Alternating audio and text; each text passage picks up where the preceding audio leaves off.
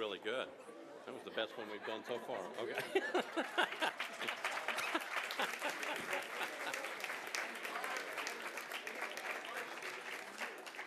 Well, that's a good start to the meeting. All right, will the meeting please come to order? We welcome you to the Metro Council meeting. Today is Tuesday, March 19th, 2019. Will all members of the council, as well as the public, please rise for the invocation and remain standing for the Pledge of Allegiance. Invocation this evening will be offered by Rabbi Lori Rice of Congregation Micah, who is the guest of Councilmember Angie Henderson. Thank you to Councilwoman Henderson for inviting me to offer this invocation here tonight. In the wake of the deadly acts of hatred in New Zealand against the Muslim community there, our world community is once again asking itself, as it must do far too often, how is it that we can go forward? As a rabbi, I believe that all human life is connected. We are each a manifestation of the divine spark in the universe. And at some moment in our young lives, we forget this important truth, the connectedness of all human beings. The Muslim community here in Nashville has been steadfast and longtime partners and allies to our Jewish community, and we are committed to and grateful for their friendship. Just as they stood with us after the massacre in Pittsburgh, our community showed up for them at the vigil on Sunday in their time of grief. But as one member of their community stated at that vigil, she was intensely sad after the events in New Zealand, but she was not at all surprised. She's not surprised because the white nationalism that led to this crime of intense hate, and to Pittsburgh, and to Charleston, and the list goes on. This growing cancer known as white nationalism is fed by healthy doses of dehumanizing language that we not only seem to encounter aplenty these days, but come, in fact, also from our elected leaders. We, the citizens of this country and of this very fine city of Nashville, can and should expect better and more from our leadership.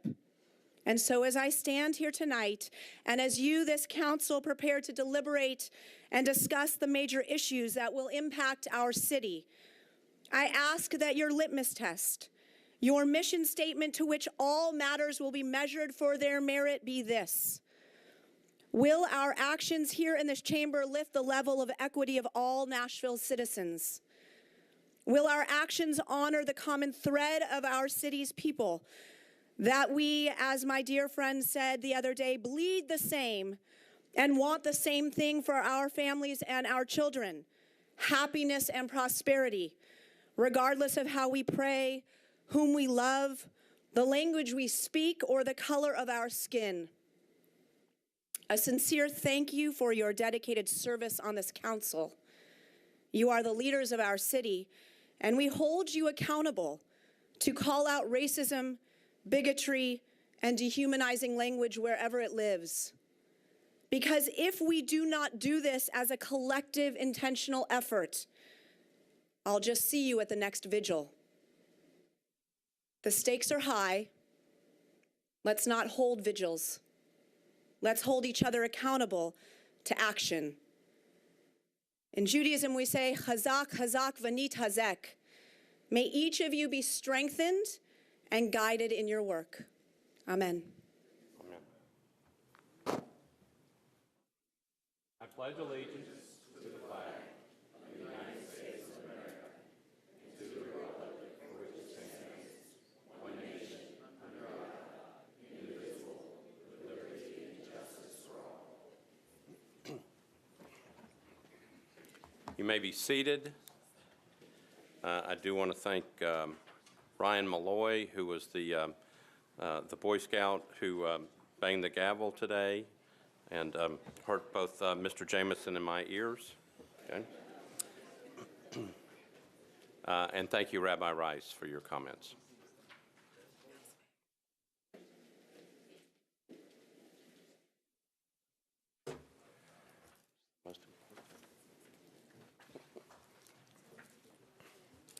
So without objection, we will suspend the calling of the roll and ask the clerk to record the names of those members present throughout the meeting. Is there a motion for adoption of the minutes of the meeting from March 5th, 2019? I hear a motion properly seconded. Without objection, the minutes of the meeting will stand approved as written. Madam Clerk, are there any messages from the mayor? Sorry that I didn't turn your microphone on. All right, so no messages from the mayor. A couple of things before we have our presentations.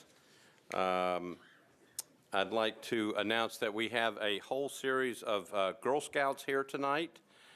They're from many different places, I believe, so if I can get you all to stand so we can welcome you. There they are.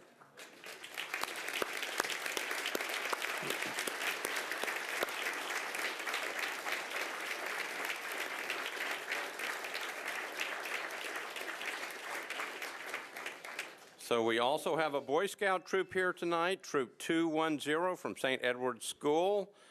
Paul Malloy is the Scoutmaster. If that troop would stand up. There they are.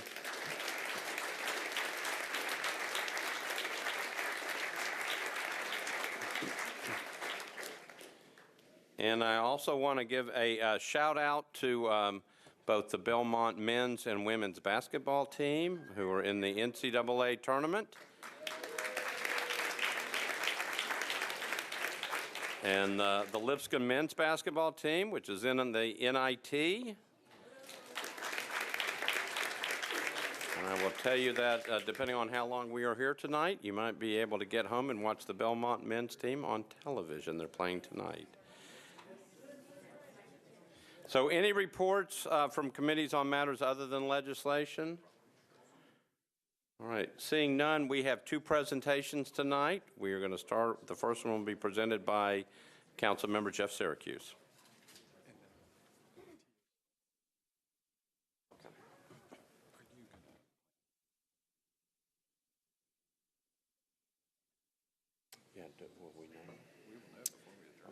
Thank you, Vice Mayor, members of council. Welcome Caroline Vincent, Executive Director of Metro Arts, and anybody else with Metro Arts here? Toby Compton, and we got, oh, very good. Board members, thank you. All right. We have resolution, our number RS 2019-1562, a resolution honoring and recognizing the Metro Nashville Arts Commission upon the 40th anniversary of the agency's establishment. Whereas Metro Arts commissioners and staff have marked 4 decades of commitment to growing Nashville's public art collection, supporting and development of the city's artistic community and resources, and giving every Nashvilleian access to arts and cultural through community and resources and community investments, artist and organizational training, public art and creative placemaking, and direct programs that involve residents in all forms of arts and culture and drive a more equitable and vibrant community through the arts. And whereas Metro Arts, created by Metro Charter Ordinance in December 1978 under the administration of Mayor Richard Fulton, has support and spurred innovation in Nashville's arts and culture sector through a variety of investments, programs, and initiatives, and whereas these investments, programs, and initiatives include hosting the Summer Lights Festival for more than a decade, initiating and managing the largest municipal cultural grant-making program in the state, and investing operational funds in startup cultural organizations that are now key leaders of the Nashville's cultural landscape, including the Alias Chamber Ensemble, Actors Bridge Ensemble, African American Cultural Alliance, Intersections, Tennessee Craft, Global Education Center, and Southern Word. And whereas Metro Arts is also responsible for leading the passage of state legislation establishing a publicly funded public art program, the Thrive Neighborhood Funding Program, and the Learning Lab Artist Training Program, both of which are now looked to as national creative placemaking models. And Metro Arts also launched Racial Equity in the Arts Leadership as a comprehensive initiative to drive equity in the arts within our cultural institutions and arts community. And whereas Metro Arts, together with Davidson County Juvenile Court and Judge Sheila Holloway, has established the Restorative Justice in the Arts program. an arts and integrated intervention system for court-involved youth through a coalition of government agencies, nonprofits, and individual artists, providing trauma-informed arts programs for more than 400 youth per year. And whereas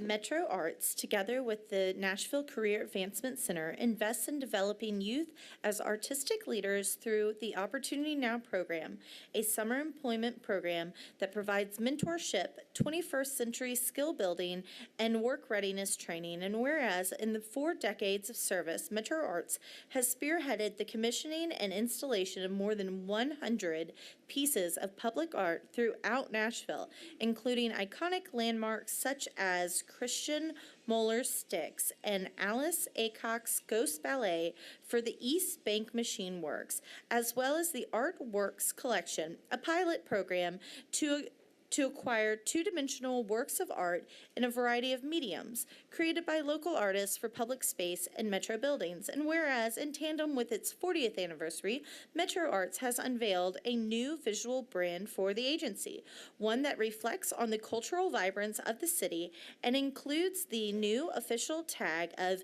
Nashville's Office of Arts and Culture, a nod to the broader role of Metro Arts has in the community partnerships coordination, interdepartmental arts integration, and national cultural policy innovation. And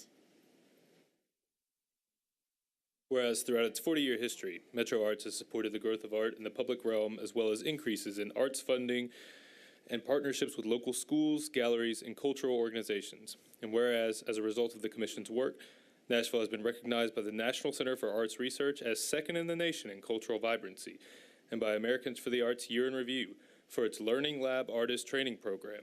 And the Commission continues to increase support for local artists and focus on policy and practices that promote diversity, equity, and inclusion, setting a national standard for innovation through cross-sector partnerships and programming. And whereas Metro Arts has made it its mission to integrate art into all areas of life, public transit, parks, and libraries, to lift up cultural stories and narratives of all Nashvillians, and to engender citizen engagement with artists and cultural life. And whereas the Metro Nashville Arts Commission has enriched the arts and culture of Nashville and the lives of Nashvillians for 4 decades, and it is fitting and proper that the Metropolitan Council honor the organization.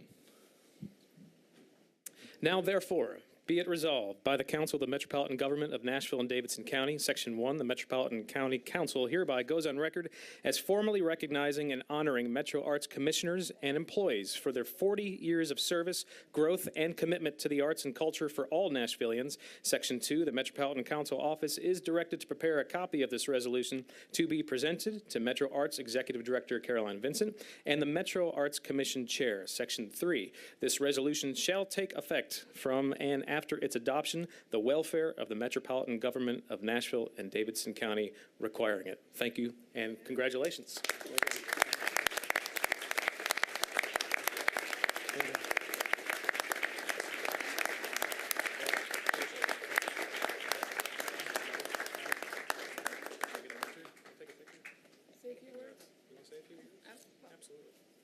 Well, I wasn't prepared to talk, but thank you so much. We're really excited to be here tonight. And obviously, I haven't been here the whole 40 years with Metro Arts, but a lot of great people have come before me. And I just want to extend my appreciation of all of you who support the arts today, as well as 40 years ago. Thank you. Thank you.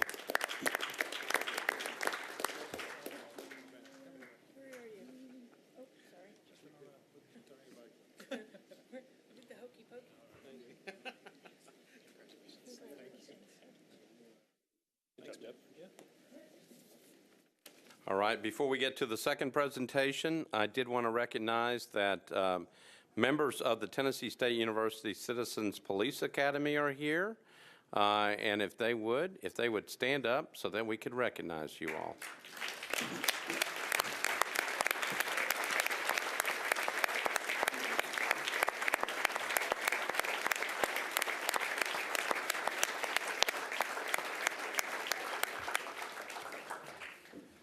All right, thank you all for being here. We have a second presentation tonight that will be led by Councilmember Angie Henderson.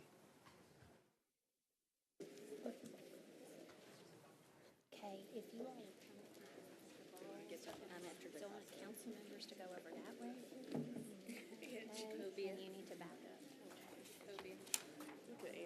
handling thing like a. Okay, so Sharon's going to be first. Sharon, come to the front. Sharon. The costume. Then Jacoby.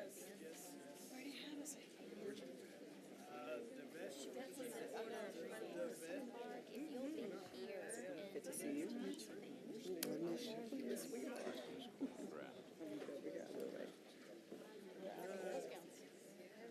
going to give some introductory remarks. Yeah, she wanted us to wear. Hey, Quincy. Come down here. Quincy. Casey, if you'll come over here. Councilmember Henderson, that's the most people we've ever had back at that podium at one time. Thank you. That's because they're all excited about Girl Scouting, Vice Mayor. Colleagues, it's my pleasure to have with me this evening Troop 1347. They are led by my fellow Bryn Mawr alumna and friend, their troop leader, Tracy Rokas. And these girls are here because they have completed a Bronze Award project.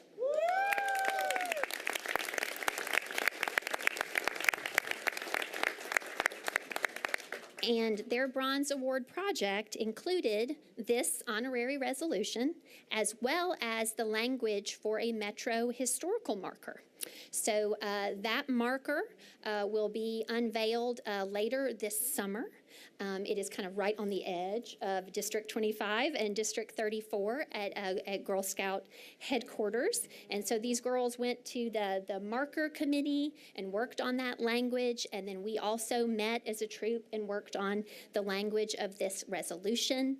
They attended our wonderful civil rights reading room at our library. So it's just really been great to work with these girls. With me also this evening is Girl Scouts of Middle Tennessee Board Chair, Mr. John Bailey, and CEO of Girl Scouts of Middle Tennessee, Eugenia Clark. And so many of the women that serve on this council, 15 of us, hopefully by tonight, maybe 16 of us again, were Girl Scouts themselves or have daughters who were or are Scouts. I myself was a Girl Scout.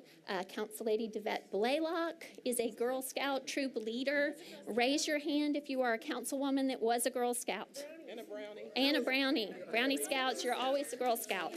So Girl Scouts is a wonderful leadership program for women. And with that, we will begin to read the resolution. Resolution number RS-2019-1630. A resolution honoring the service and legacy of Josephine Groves Holloway, founder of Nashville's first Girl Scout troops for African American girls. Whereas on March 19, 1898, Josephine Groves Holloway was born in Cowpens, South Carolina, to John Wesley Groves and Emma Mae Gray, and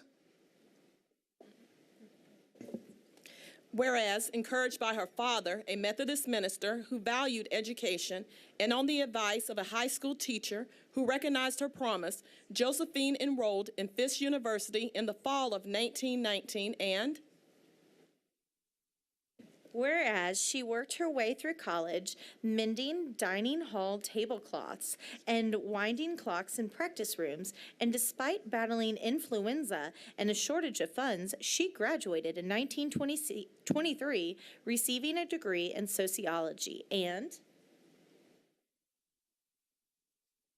whereas, upon graduation, she became the social worker at the Bethlehem Centers of Nashville at 1417 Charlotte Avenue, September 1923, a job she saw as her ideal where she could use her skills she had acquired in college while working to change the world around her.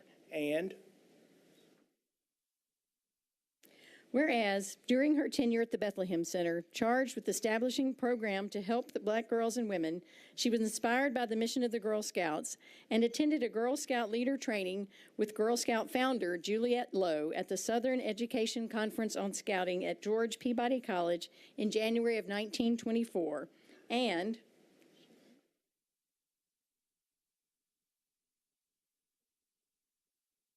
whereas Josephine received her commission as a Girl Scout program captain at the conference and subsequently organized approximately 150 girls into troops, establishing the first African-American Girl Scout troops in Middle Tennessee in 1924, and whereas after her marriage on June 30th, 1925 to Gurney Holloway, a former schoolmate and co-worker at the Bethlehem Center, Josephine was discouraged by the center from continuing her job there, and without her persistence and enthusiasm for scouting, the flourishing program she had established floundered. And whereas she decided to return to college to earn a business degree from Tennessee A&I State College, and went on to serve as an assistant registrar at Fisk University from 1927 to 1934, and then went to work for the state of Tennessee in the Department of Welfare. And whereas in 1933, still believing that Girl Scouts was the very best influence for girls and wanting this experience for her young daughters, Nardella, Josephine, and Wesleya, she attempted once again to establish and lead a troop of African-American girls, but was denied formal membership status by the Girl Scout Council. And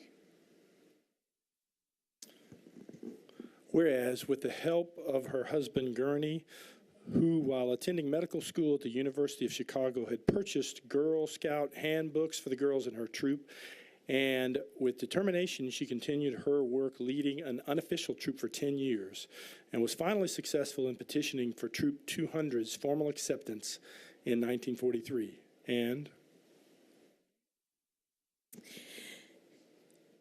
whereas in November of 1944, Holloway became the first African-American professional within Girl Scouts of the Cumberland Valley, joining the council as an organizer and a field advisor, and went on to serve as a district director and camp director. And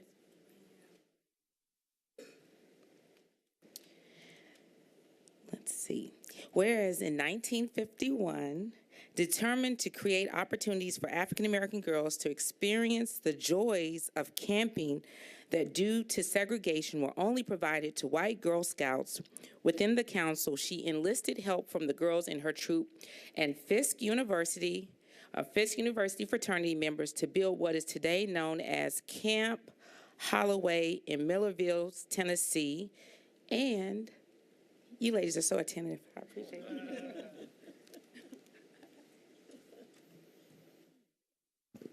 And whereas in 1955, Camp Holloway was opened and with capital investment by the Girl Scouts of Middle Tennessee, continue to thrive today as a year-round camp for a Girl Scout. And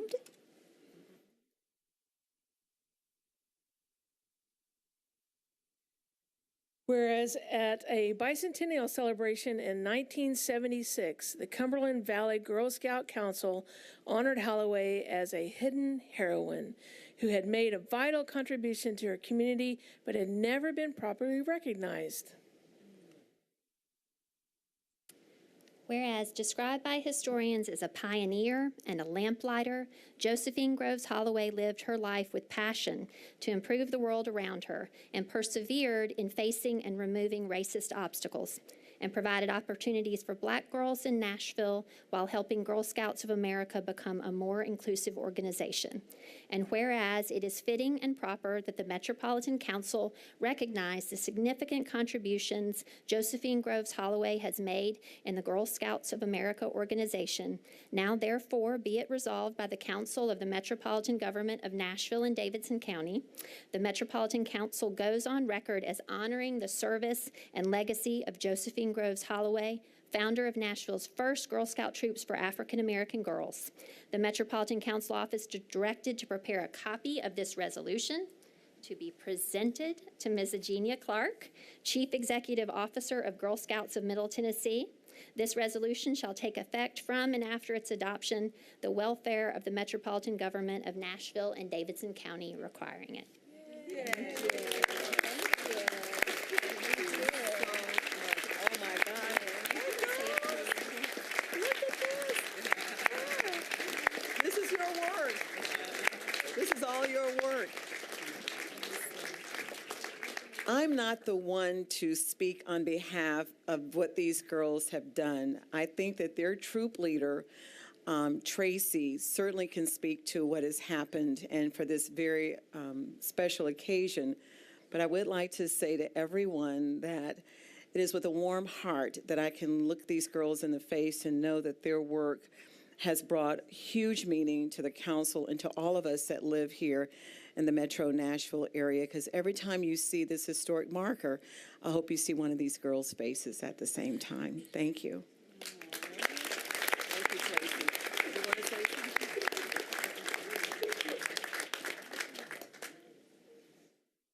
Well, I guess I just want to say thank you to the girls for bringing the spirit that they brought and doing all of this, and for making this happen. It's been an honor to be there with you all, and I've learned so much through the process, and I've just marveled at your all's intelligence and your will to do this. So thank you. Thank you. And thank you to Angie for being such a wonderful. Yeah, thank you so much.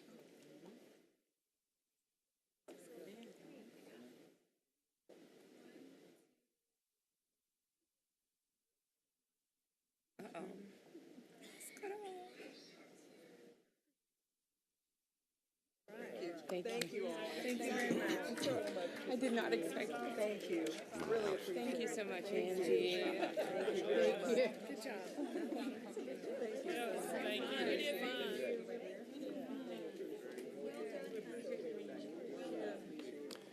So we'll take just a minute since most of the council is back behind the podium.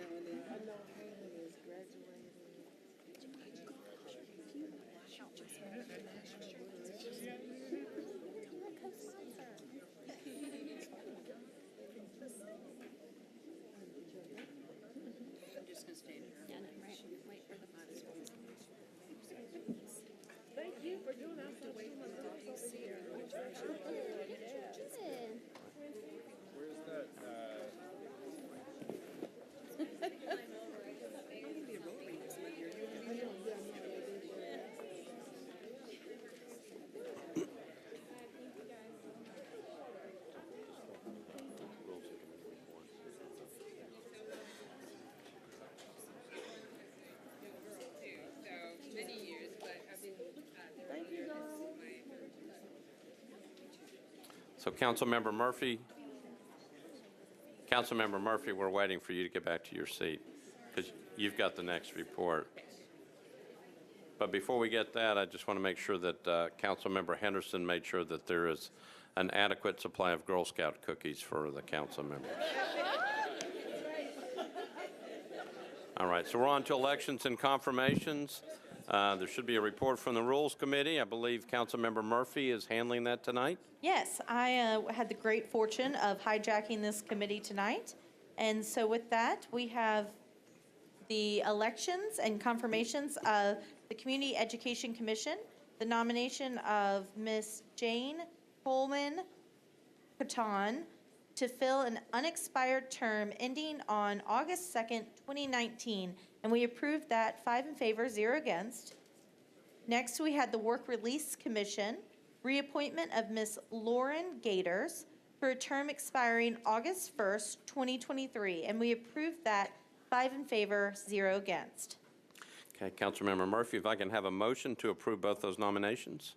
I so move. All right, I've got a motion to approve and a proper second. Any discussion? Seeing none, all those in favor say aye. Opposed, no. You adopt both those appointments. If you will stand when I call your name so we can recognize you. This is for the Community Education Commission, Ms. Jane Coleman Caton. Yes. All right, and then, yes. Excuse me? Caton. Caton. All right, well, I was listening very carefully to Councilmember Murphy, and I said it wrong, so I apologize. And for the Work Release Commission, this would be Ms. Lauren Gators. On behalf of the entire Metro Council, we thank you for your willingness to serve and to volunteer your time and expertise. Thank you for being here. Thank you for being willing to serve.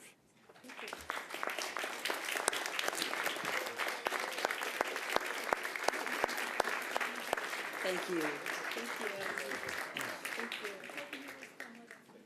Thank you.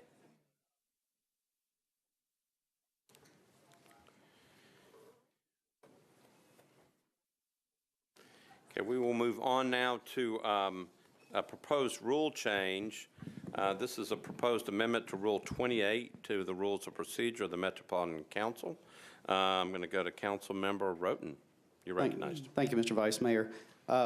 We've been back and forth with this rule change for the last couple of meetings, but we finally got it in an order where I think everyone is happy with it. This is a proposed revision to Rule 28 dealing with the capital spending plan and the filing by the administration of the resolution of the capital spending plan. The addition is that there will be at least one meeting for us to review that, so there will be an automatic deferral of the capital spending plan once it's filed by the administration.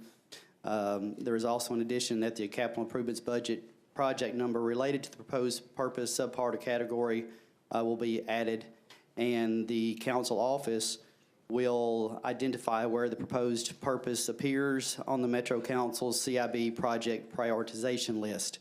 There is an amendment. We had added a Section 7 to Rule 28, and this was Councilmember Allen's addition. There were some issues with that portion, so I think we need to amend this since it was added at a previous meeting to remove this, and I would call on Councilmember Allen to remove that amendment. All right, before we do that, Councilmember Allen, let me get just a committee report from the Rules Committee, make sure we know where we are. Sure. The Rules Committee voted 5 in favor, 0 against for the amended version. And then we double approved it just to be sure. All right. Thank you, Councilmember Murphy. I'm going to go to Councilmember Allen for the amendment.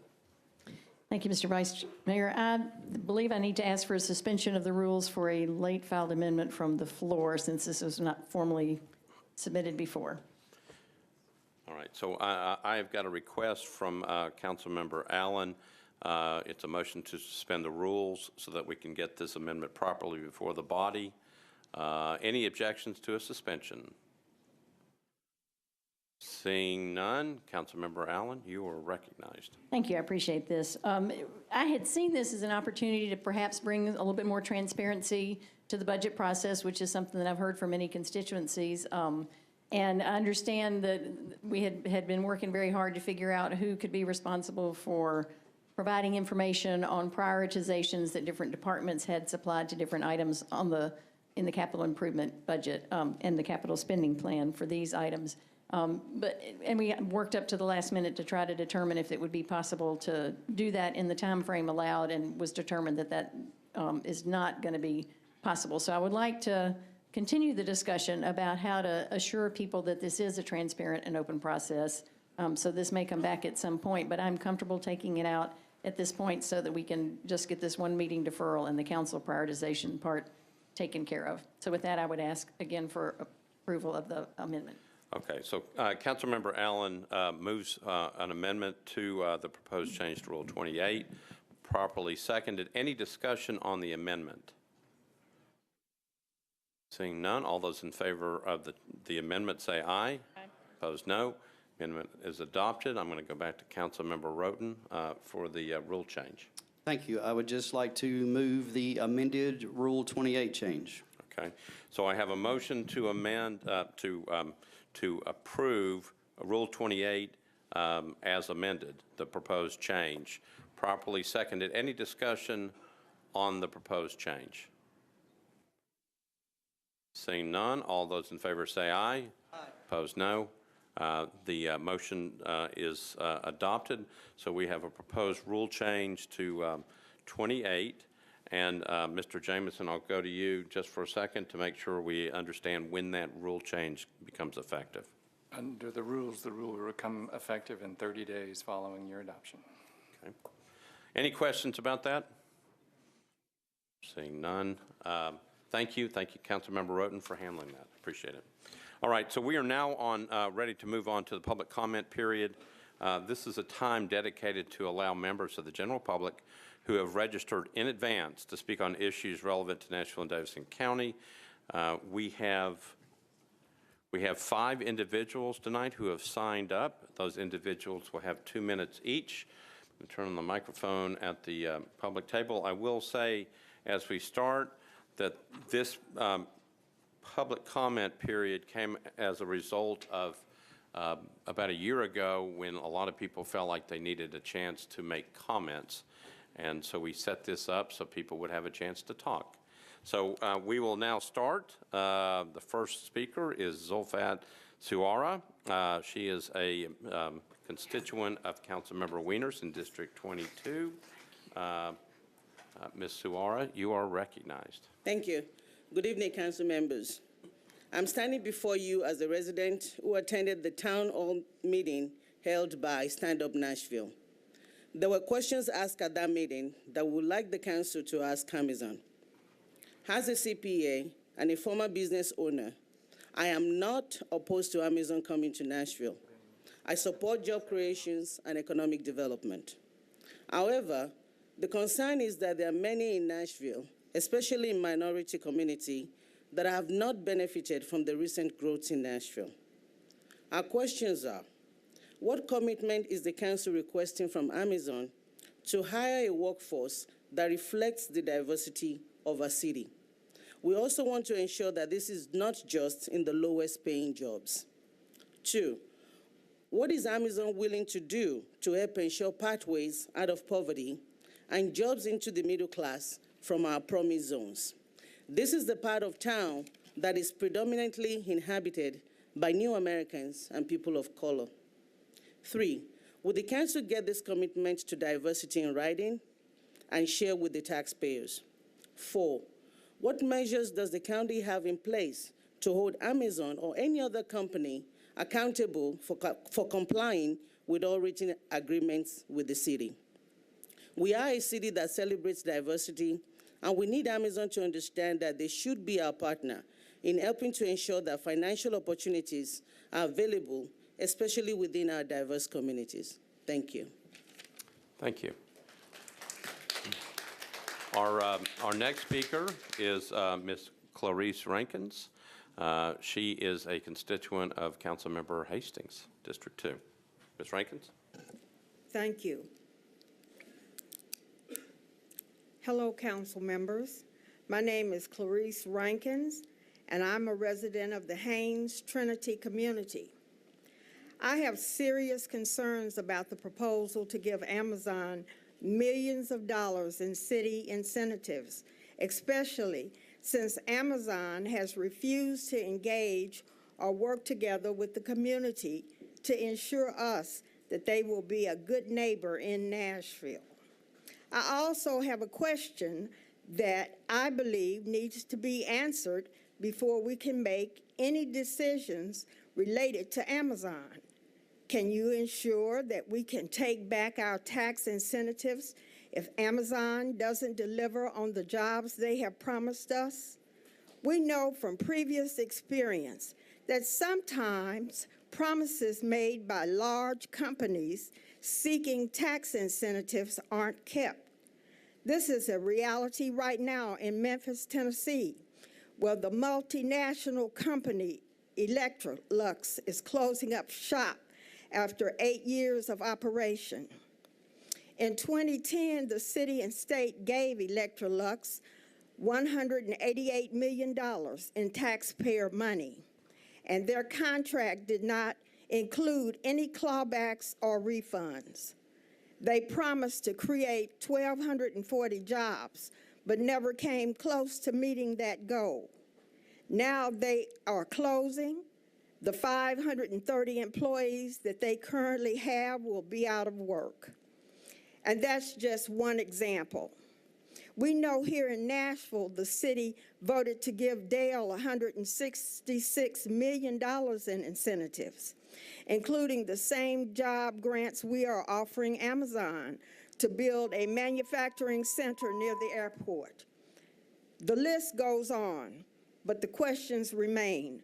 Are we going to learn from these mistakes or keep making them? I thank you for your time. Thank you, Ms. Rankins. So our next speaker is Julio Fernandez. He is a constituent of Councilmember Nancy Van Rees in District 8. Hello to all council members. My name is Julio Fernandez. I'm a community organizer from Middle Tennessee Jazz with Justice and a member from Stand Up Nashville. What does Nashville need? Is Amazon's bad? What are trying to sell us? Jobs are what cost $17 million from the people from Nashville? Who does benefits? A company doesn't even pay taxes. In our city, we need affordable housing, better transportation and schools, programming for jobs. What can I expect from Amazon? They mistreat workers wherever they go. Rent prices increase wherever they go. But who does benefits when workers here making minimum wage allows $7.25? What else? Amazon has $1 million contract with ICE and make profit while ICE separate families and the poor are immigrant neighbors, the same neighbors who work hard every day build this city. If New York's the people say no, why Nashville say yes? Thank you, everybody. Thank you, Mr. Fernandez.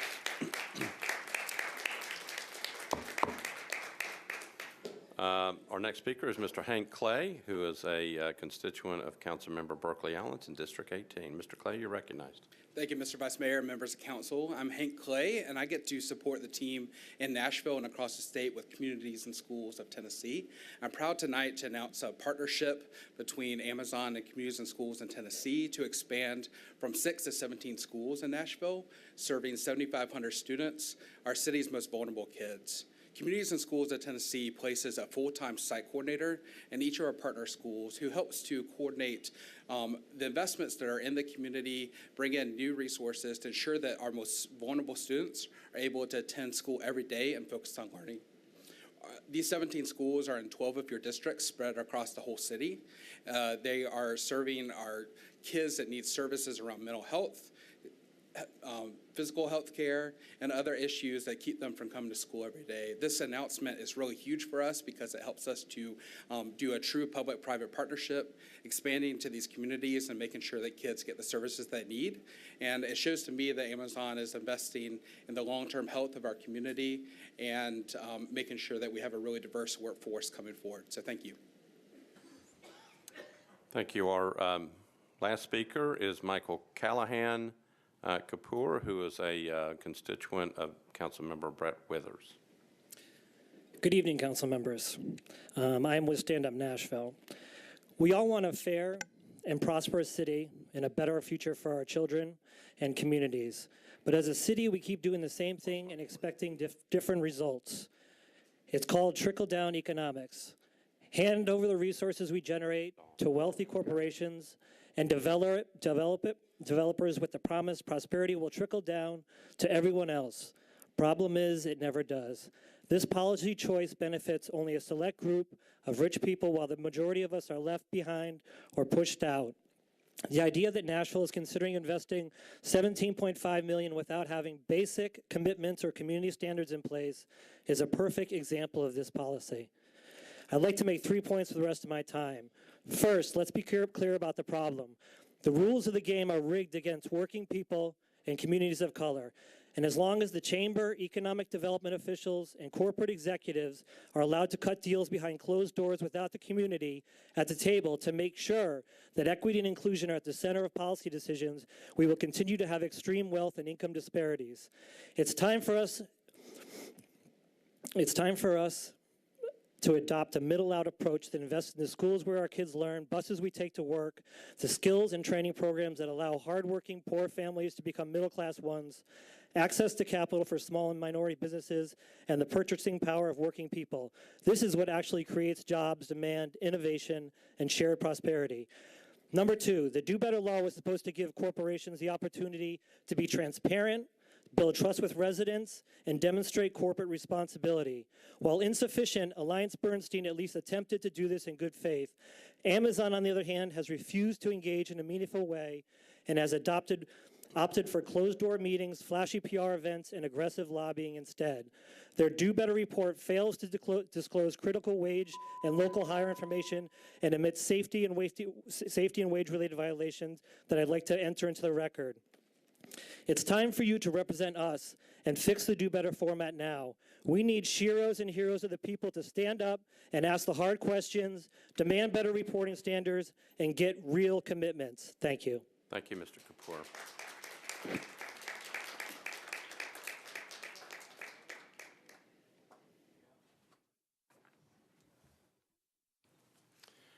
Okay, so that concludes the public comment period.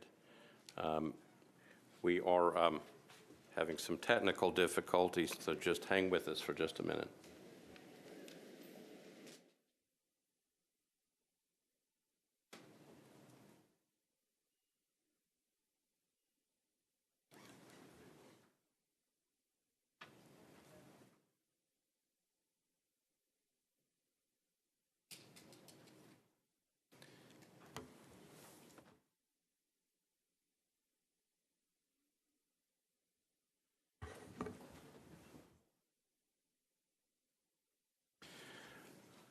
Okay, so thank you for the public comments. We now move on to resolutions on the consent agenda.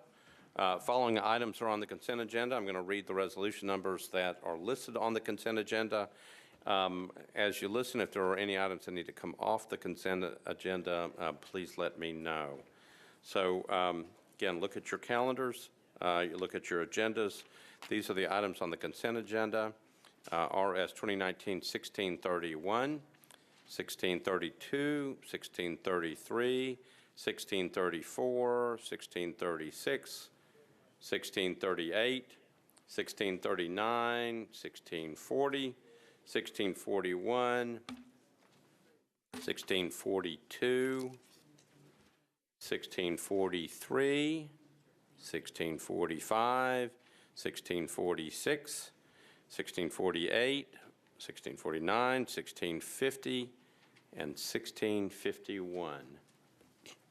Anything that needs to be bumped off the consent agenda? Okay, seeing none, I'm going to read the items on the consent agenda, and then we will take committee reports. Okay. Resolution RS 2019-1631 by Councilmember Vercher. Resolution authorizing the Metropolitan Department of Law to compromise and settle the personal injury claim of USAA General Indemnity Company as subrogee of Richard Nelson against the Metropolitan Government of Nashville and Davidson County in the amount of $10,000, said amount to be paid out of the Self-Insured Liability Fund. RS 2019-1632 by Vercher. Resolution accepting a grant from the Tennessee Highland Rim Healthcare Coalition to the Metropolitan Government of Nashville and Davidson County, acting bond through the Metropolitan Nashville Fire Department to fund the purchase of materials and build out of a utility trailer. Resolution RS 2019-1633, Vercher and Gilmore. Resolution approving an amendment to the grant contract authorized by Resolution RS 2018-1330 from the Office of Family Safety to Agape Incorporated, formerly known as Morningstar Sanctuary. Resolution RS 2019-1634 by Vercher, Syracuse, and Pridemore.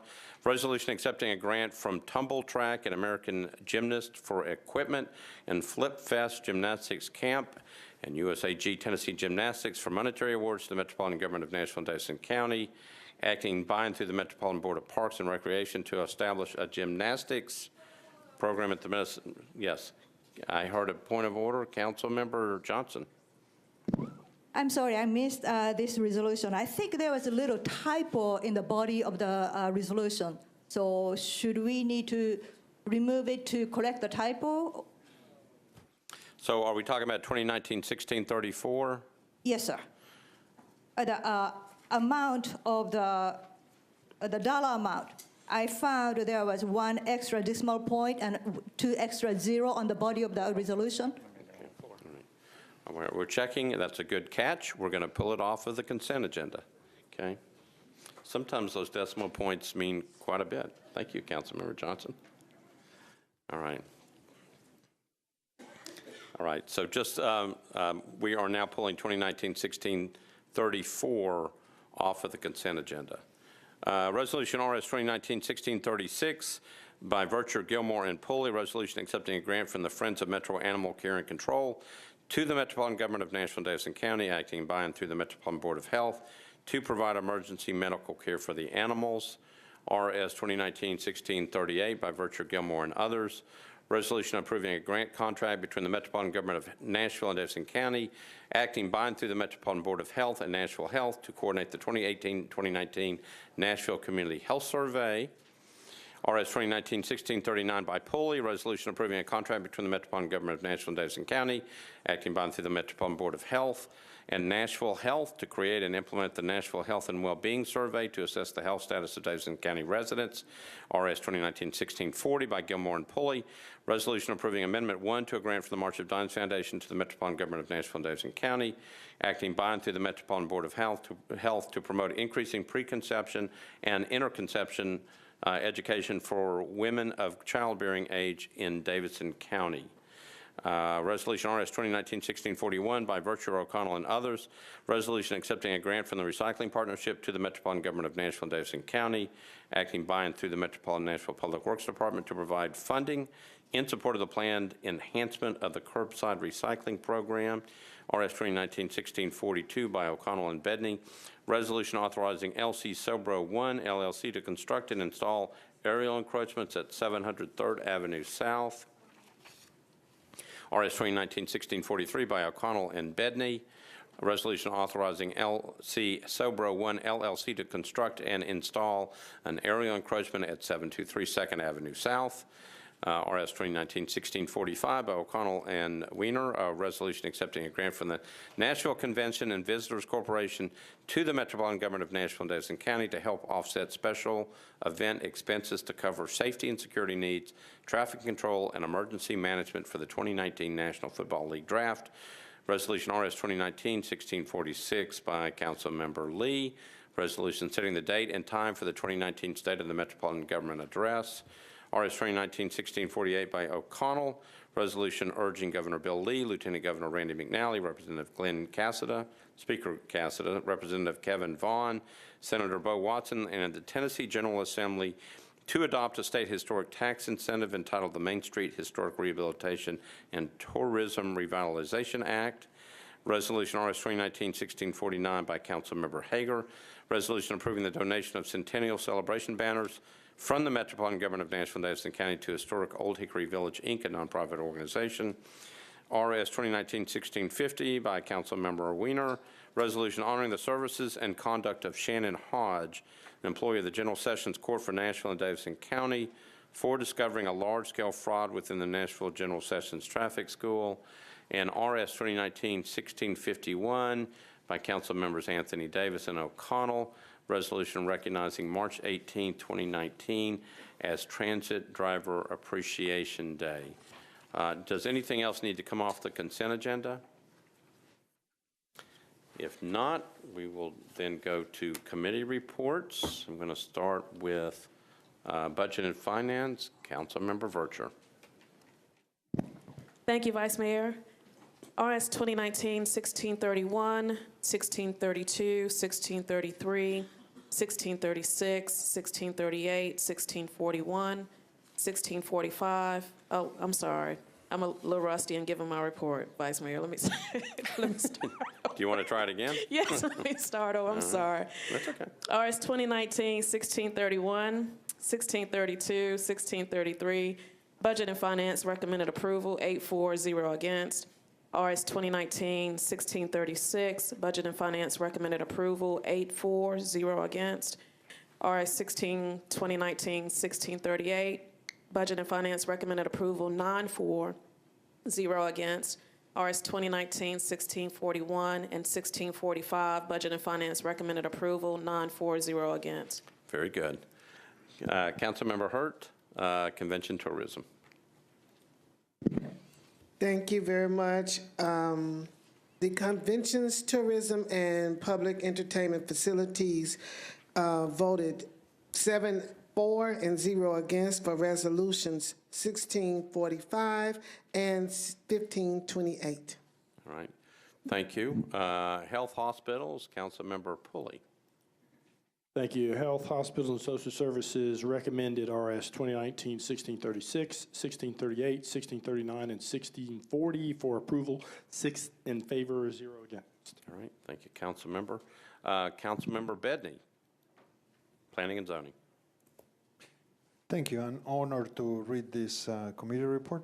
The committee recommended approval of 1642 and 1643, 8-4-0 against.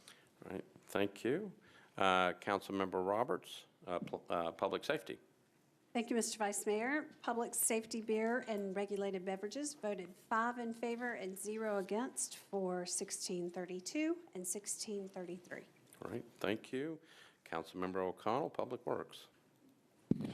Thank you, Mr. President. We had RS 2019-1641.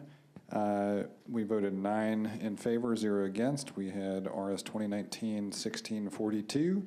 We recommended approval, 9 in favor, 0 against. RS 2019-1643. We recommended approval, 9 in favor, 0 against. Thank you, Councilmember. And I'm going to go to Councilmember Murphy, Public Rules and Confirmations. Thank you. Resolution RS 2019-1646, sorry. We voted for approval, 5 in favor, 0 against. Resolution RS 2019-1648, voted 5 in favor, 0 against. Resolution 2019-1649, 5 in favor, 0 against. Resolution 2019-1650, 5 in favor, 0 against. And I believe there is a sign-on sheet going around for everyone. And Resolution RS 2019-1651, 5 in favor, 0 against. And with that, Vice Mayor, I believe all committee reports are in, and I'd like to move for approval on the consent calendar. Thank you, Councilmember Murphy. I've got a motion to approve all those items on the consent agenda. I've got a second. Any other discussion? Seeing none, all those in favor say aye. Oh, Councilmember Hurt. Yes, I'd like to make sure that I am listed as abstaining on resolution RS 2019, 1635, and 1637. Okay, so we haven't gotten to those yet, so we're still just on the consent agenda, but I'm going to come back. They were on the consent agendas. So I've got RS 2019-1635 and 1637. Both of those are not on the consent agenda. I apologize. That's okay. All right, so let's go back, make sure I got the vote right. So we're voting on the consent agenda. All those in favor of the items on the consent agenda, say aye. Opposed, no. You adopt the resolutions on the consent agenda. And Councilmember Hurt, I'll come back to you in just a minute when we get to them. RS 2019-1670, now we're on items that are not on the consent agenda. I've got Councilmember Rosenberg. This is a Rosenberg and Cooper resolution providing amendments to the charter of the Metropolitan Government of Nashville and Henderson County in accordance with Article 19, Section 19.01 thereof, setting forth a brief description of each amendment to be placed upon the ballot. Councilmember Rosenberg, you are recognized. Thank you, Mr. President. Committee report, please. So, Charter Revision Commission, Councilmember Blaylock. Thank you. At the sponsor's request, we voted 5-4-0 against to defer one meeting. All right, back to you, Councilmember Rosenberg. Thank you, Mr. President. This is the charter resolution for this year. There are currently 3 amendments on there. 2 are related to ranked choice voting, and then Councilman Cooper is related to the budget documents on there as well. The ranked choice voting is pretty timely because tonight we have a council runoff election where fewer than 400 people turned up to early vote. A little more money and inconvenience for folks down there. Ranked choice voting discourages negative campaigning, provides more choice for voters, minimizes strategic voting, mitigates the impact of money in politics, saves money by reducing runoffs, reduces voter disenfranchisement, and promotes reflective representation. I look forward to discussing this a little bit more. My plan, as Councilmember Blaylock indicated, is to defer tonight and then hopefully have a little more conversation at the next meeting, and then hope to vote on this resolution at the second meeting in April. So with that, I would move to defer one meeting, please. All right, so I've got a motion to defer one meeting, properly seconded. Councilmember O'Connell. Thank you, Mr. President.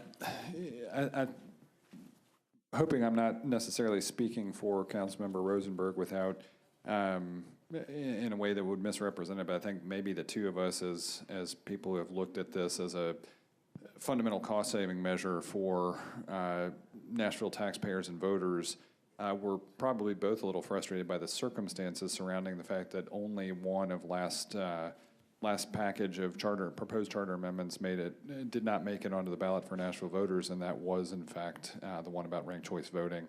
This is starting to be used more and more around the country, and it can't be overstated how after a year like 2018 in which Nashvillians voted more than we've ever voted in Metro history in a variety of electoral circumstances, that this would allow for a massive cost savings and across the time it were implemented if Nashvillians were able to conduct their runoffs basically the moment they went into the ballot box the first time without having to come back weeks or months and sometimes repeatedly in order to engage in the election process. So I would encourage colleagues to seriously consider offering the opportunity to keep costs of elections down and simultaneously to actually have a clearer path to representation on the ballot itself by considering ranked choice voting. Thank you.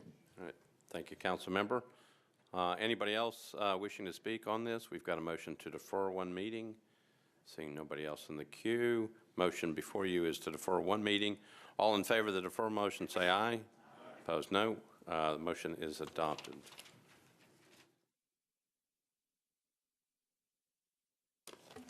Okay, we're now on Resolution RS 2019-1634 by Virtue, Syracuse, and Pridemore. Resolution accepting a grant from Tumble Track and American Gymnasts for equipment and Flip Fest Gymnastics Camp and USAG Tennessee Gymnastics for monetary awards to the Metropolitan Government of Nashville and Davidson County, acting by and through the Metropolitan Board of Parks and Recreation, to establish a gymnastics program at the Madison Recreation Center. Councilmember Virtue. Thank you, Vice Mayor. Budget and Finance recommended approval, 8-4-0 against on the committee report. All right, Councilmember Syracuse. Thank you, Vice Mayor. Parks, Library, and Arts voted 8 in favor, 0 against. All right, back to you, Councilmember Virtue. Thank you, Vice Mayor. I move for approval. So I got a motion to approve, properly seconded. It sounds like we may have to have an amendment. Mr. Jameson? Yeah, I believe Councilor Johnson pulled this from consent just to offer a housekeeping amendment. In the first recital, it mistakenly states $5,924.00.00. Now, the correct number is used in the effective section 1 and in the attachments, but in an abundance of caution, if you'd like a housekeeping measure just to clean that first recital up, you could move for suspension of the rules and an amendment to clarify the number. Thank you, Mr. Jameson. I move for suspension of the rules. All right, so there is a motion to suspend the rules to clear up this typo. Is there an objection to suspending the rules? Seeing none, back to you, Councilmember Virtue. Thank you, Vice Mayor. I'd like to move the amendment to correct the typo within the resolution. All right, so there is a motion to amend, properly seconded. Again, the amendment is is cleaning up a typographical error where we had a .00 at the end of the number. Any questions on that? All right, so we are voting on the amendment. All in favor say aye. Opposed, no. Amendment is adopted. Back to you, Councilmember Virtue. Thank you, Vice Mayor. I move for approval as amended. All right. So I've got a resolution. This is RS 2019-1634. Motion is to approve as amended. Any other discussion? Seeing none. All those in favor say aye. Opposed, no. You adopt the resolution as amended. We're now on Resolution RS 2019-1635 by Virtue, Gilmore, and Pulley.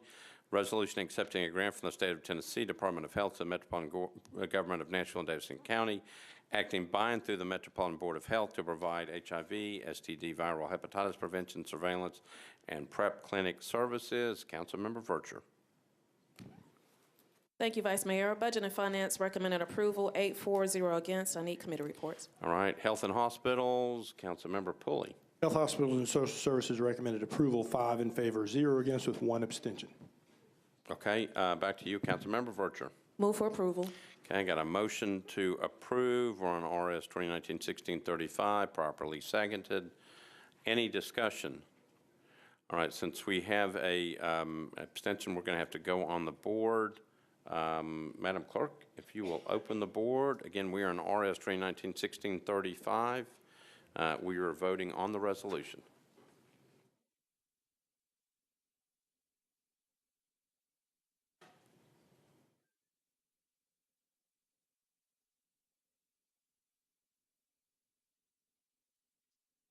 This is the one.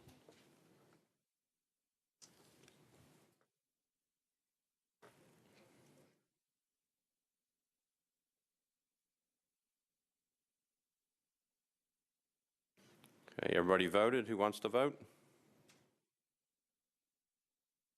Okay, Madam Clerk, if you will close the machine, take the vote.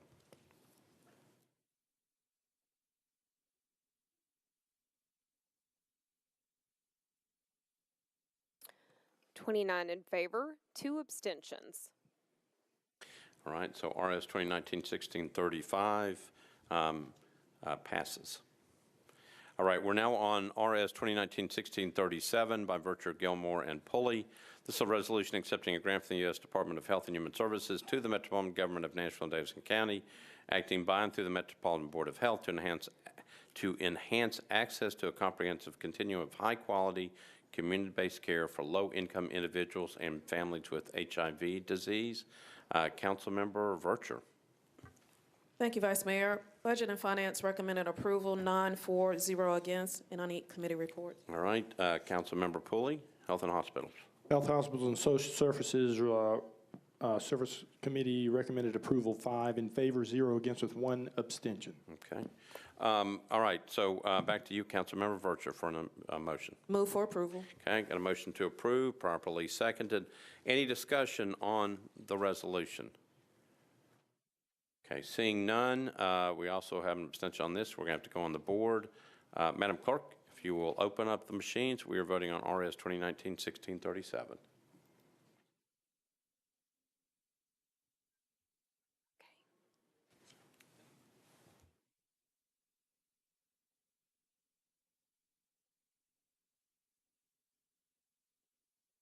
Okay. Okay, everybody voted. Madam Clerk, if you will close the machine, take the vote.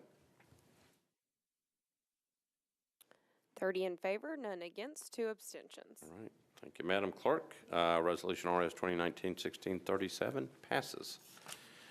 All right, we are now on RS 2019-1644 by Councilmember Vercher. Resolution authorizing an economic and community development incentive grant to be made to the Industrial Development Board of the Metropolitan Government of Nashville and Davidson County for the benefit of Amazon, Inc. Councilmember Vercher. Thank you, Vice Mayor. Budget and Finance recommended approval as amended, 9-4-0 against. There was Amendment A offered. We voted 9-4-0 against. And also an Amendment B that was offered, 9-4-0 against. All right, so Councilmember Vercher, you want to go ahead and move the measure, and then we'll start getting then we'll take a look at the amendments. Thank you, Vice Mayor. I'd like to go ahead and move for approval. Okay, so I got a motion to approve. It's been properly seconded. I'm going to go to Councilmember Cooper, who has, I believe, Amendment A. Thank you, Mr. Vice Mayor. I would urge adoption of Amendment A, which passed Budget and Finance unanimously, and also the same amendment passed unanimously by Budget and Finance and by this council for Alliance Bernstein. Very quickly, match revenue with cost, use the right pocket. Don't use teacher pay to make this award. Don't use general fund revenue when we have earmarked other revenues for this which cannot be used for teachers. The Music City Charter includes funding business and employment opportunities, and dramatic revenue growth in the TDZ allows them to do this easily. Funding of this measure, it should be noted, is going to require the separate approval of this expenditure in June of 2020 for the FY 2021 budget.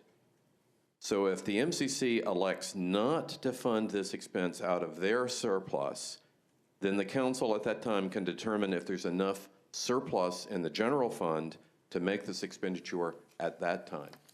But this allows this process to start, and I would urge adoption. Thank you very much.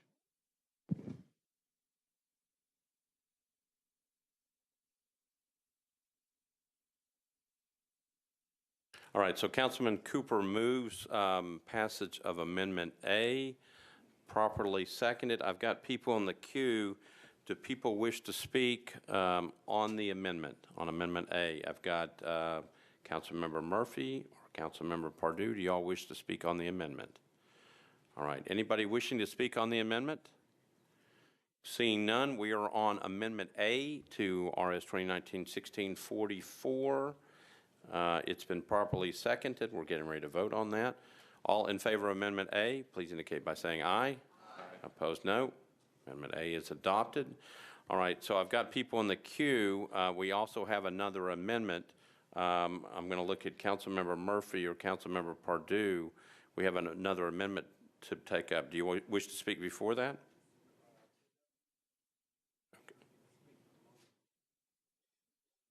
Councilmember Pardue, let me go ahead and get you on a microphone. Thank you. Okay. I just need to speak before we vote on the resolution itself. All right, thank you. I'd be more than happy to speak now or wait till then. Well, I'll tell you what, let me go ahead and get, go to Councilmember Henderson to get that second amendment, and then I'm going to come back to you, okay? All right, Councilmember Henderson, you're recognized. You've got Amendment B. Thank you, Vice Mayor. I would like to move Amendment B, please, which... All right, so I've got a motion to approve Amendment B, properly seconded. Back to you to an explanation on the amendment. Yes, this amendment passed in Budget and Finance unanimously. This is a cap, effectively, on this incentive. So with multi-year financial incentives, I think it's especially important that we assume nothing and make sure that the terms and parameters are finite. We discussed in Budget and Finance Committee kind of what happened when we did not make sure the parameters were finite with, say, the Dell incentive. And so what this does is this just says a maximum of 5,000 Amazon jobs, and the incentive, annual incentive, will not exceed $2,500,000 in any given year. And with that, I would request your support. Thank you. All right, so we have a motion to approve Amendment B to RS 2019-1644, properly seconded. Discussions on Amendment B.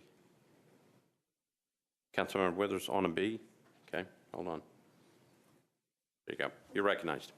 Thanks so much, Mr. Vice Mayor. I regret that I wasn't able to participate in Budget and Finance or hear the discussion. I don't have strong objection to this particular amendment. I guess I have a lot of pro and con discussion among constituents about incentives, and this incentive in particular for Amazon.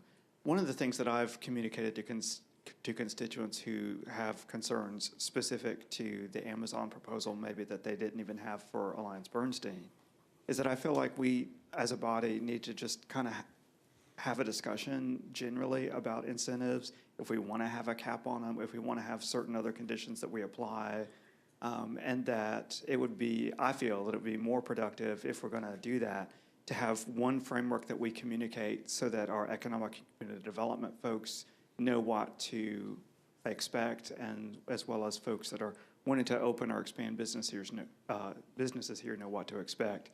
So that's my general thought about that, is that we should sort of have one standard and not cherry pick which companies we apply that standard to. Because I think having good standards like that is a good idea, but it should be consistent. And also, I think, you know, for this one, if Amazon did decide to bring additional jobs here, obviously we, assuming that this passes, but obviously we tend to feel like that math works out in the benefit of Nashville's economy generally. And so why would bringing additional jobs with that same incentive be a bad thing necessarily?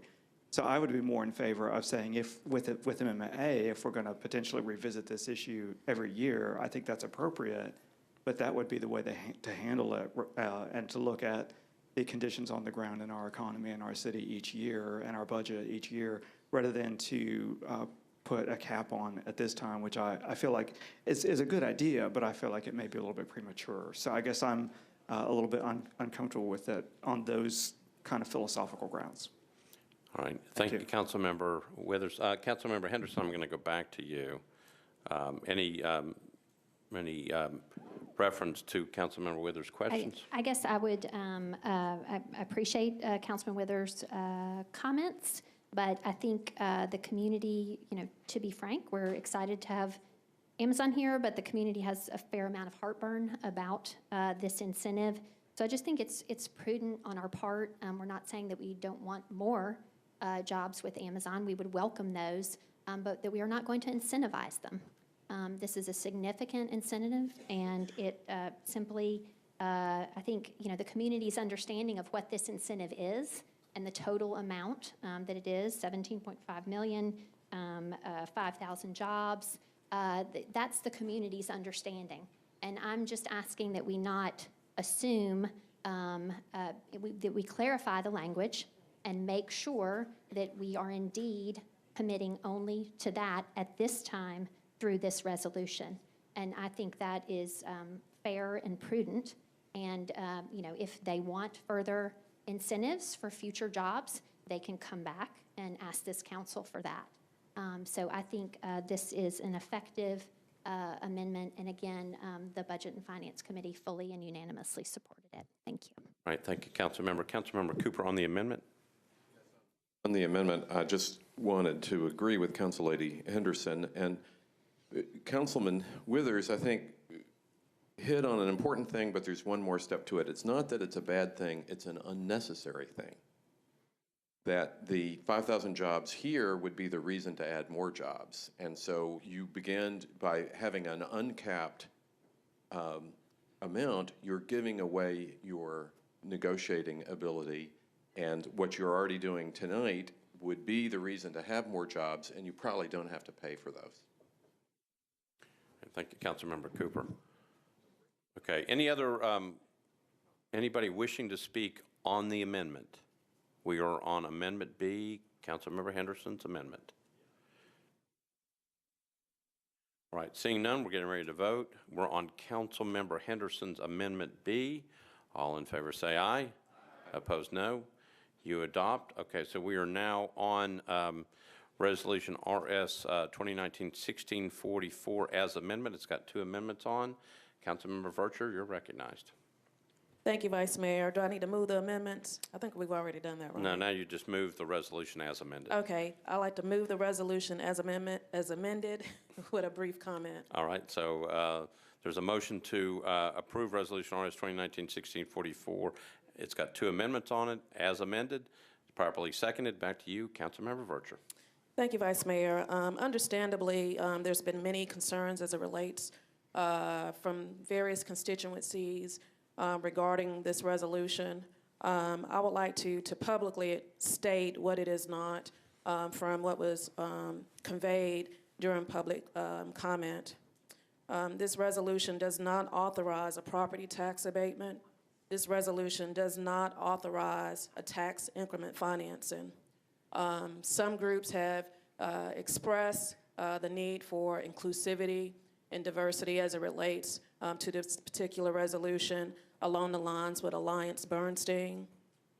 With this resolution, negotiations have been made that $800,000 in partnerships with Tennessee State University. Amazon has also joined partnerships with the minority chambers here in the city also. What this is $500 for each new job over a period of 7 years.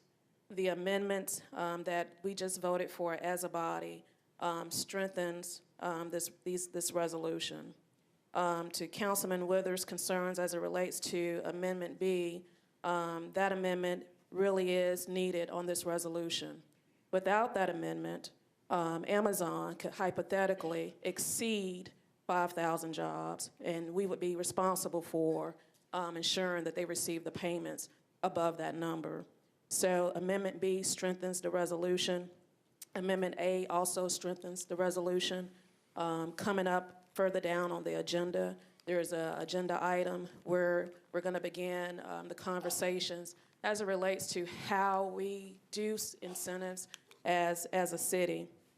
For those particular groups, be patient with this body, have confidence in this body. You have to know that behind the scenes, we do ask the tough questions.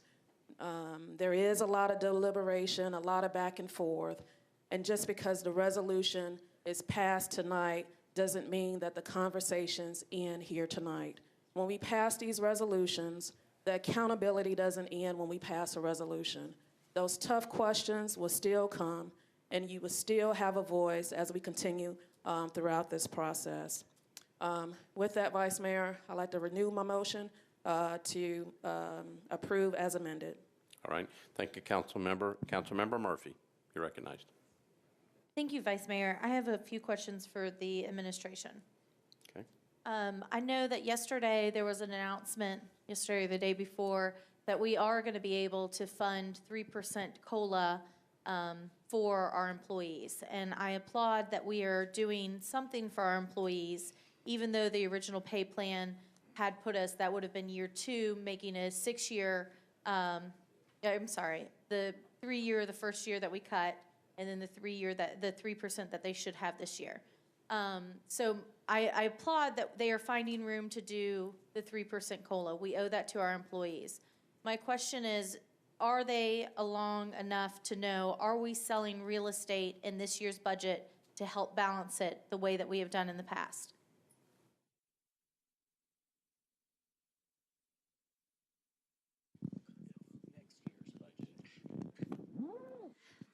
Next year's budget is still in the process of being pulled together. I mean, we are still selling real estate that was authorized in the 2019 budget. Okay. Sorry, I did misspeak. I meant the budget that we are going to consider in a few months. Hooray, 3% in there. What my concerns are is that I'm glad that we can go ahead and we know that we're going to be able to do 3%, assuming that's passed through all the proper channels and this body keeps it in the budget, which I hope we all will. But my concern is that we don't know what else is lying in that budget. And my concern is this past budget, we sold real estate. Y'all know that this has been kind of a sticking point for me to balance that budget. And a lot of that is because previous councils have passed deals like this, have passed economic development deals that you're right, we aren't having to strike a check for these jobs tonight. We're not having to strike a check for these jobs, maybe next year, but we are striking checks for jobs of ECD deals of councils of the past. And so I want to make sure that when some of my fellow colleagues on this floor said, that pay plan that we passed for 3 years, we were tying the hands of the future council and that was bad, I totally disagree. My concern is these ECD deals that we are tying the hands of future councils. And it seems to be a lot of times that we flip-flop on that. We don't want to tie the hands of future councils when we're talking about paying our employees that are hardworking and serving all of us, but we're willing to tie our hands of future councils when it comes to corporate welfare and giveaways. And quite honestly, last week I was a yes on this. I really wanted to be a yes on this. I like Amazon. I am a huge consumer of Amazon products. When we were in Seattle last year, I was very much impressed with what Amazon showed us of some of the employee trainings that they do, the fact that they have classrooms in some of their fulfillment centers and things like that, employment centers for their employees, the type of education incentives that they give to their employees. That's huge for me. I really applaud what they're doing. But some of my concerns lie with the fact that this is also kind of like a double dip for Nashvillians because the state is giving them ECD dollars. And so when the state does that, that's our taxpayer dollars too.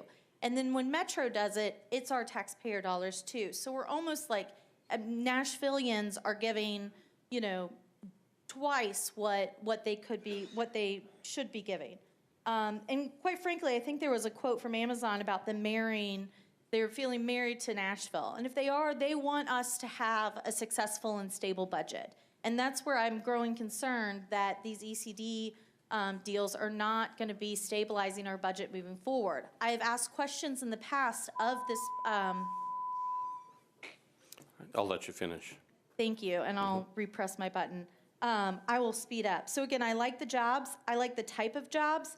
My concern is these letters that we have before us of the money that they're giving to local nonprofits. If they're using our ECD dollars to do that, why aren't we just doing that? Instead of giving the ECD dollars to a corporation to do that, why aren't we just doing that ourselves? So I'll repress my button as needed. All Thank right. you. Thank you, Councilmember. Councilmember Purdue.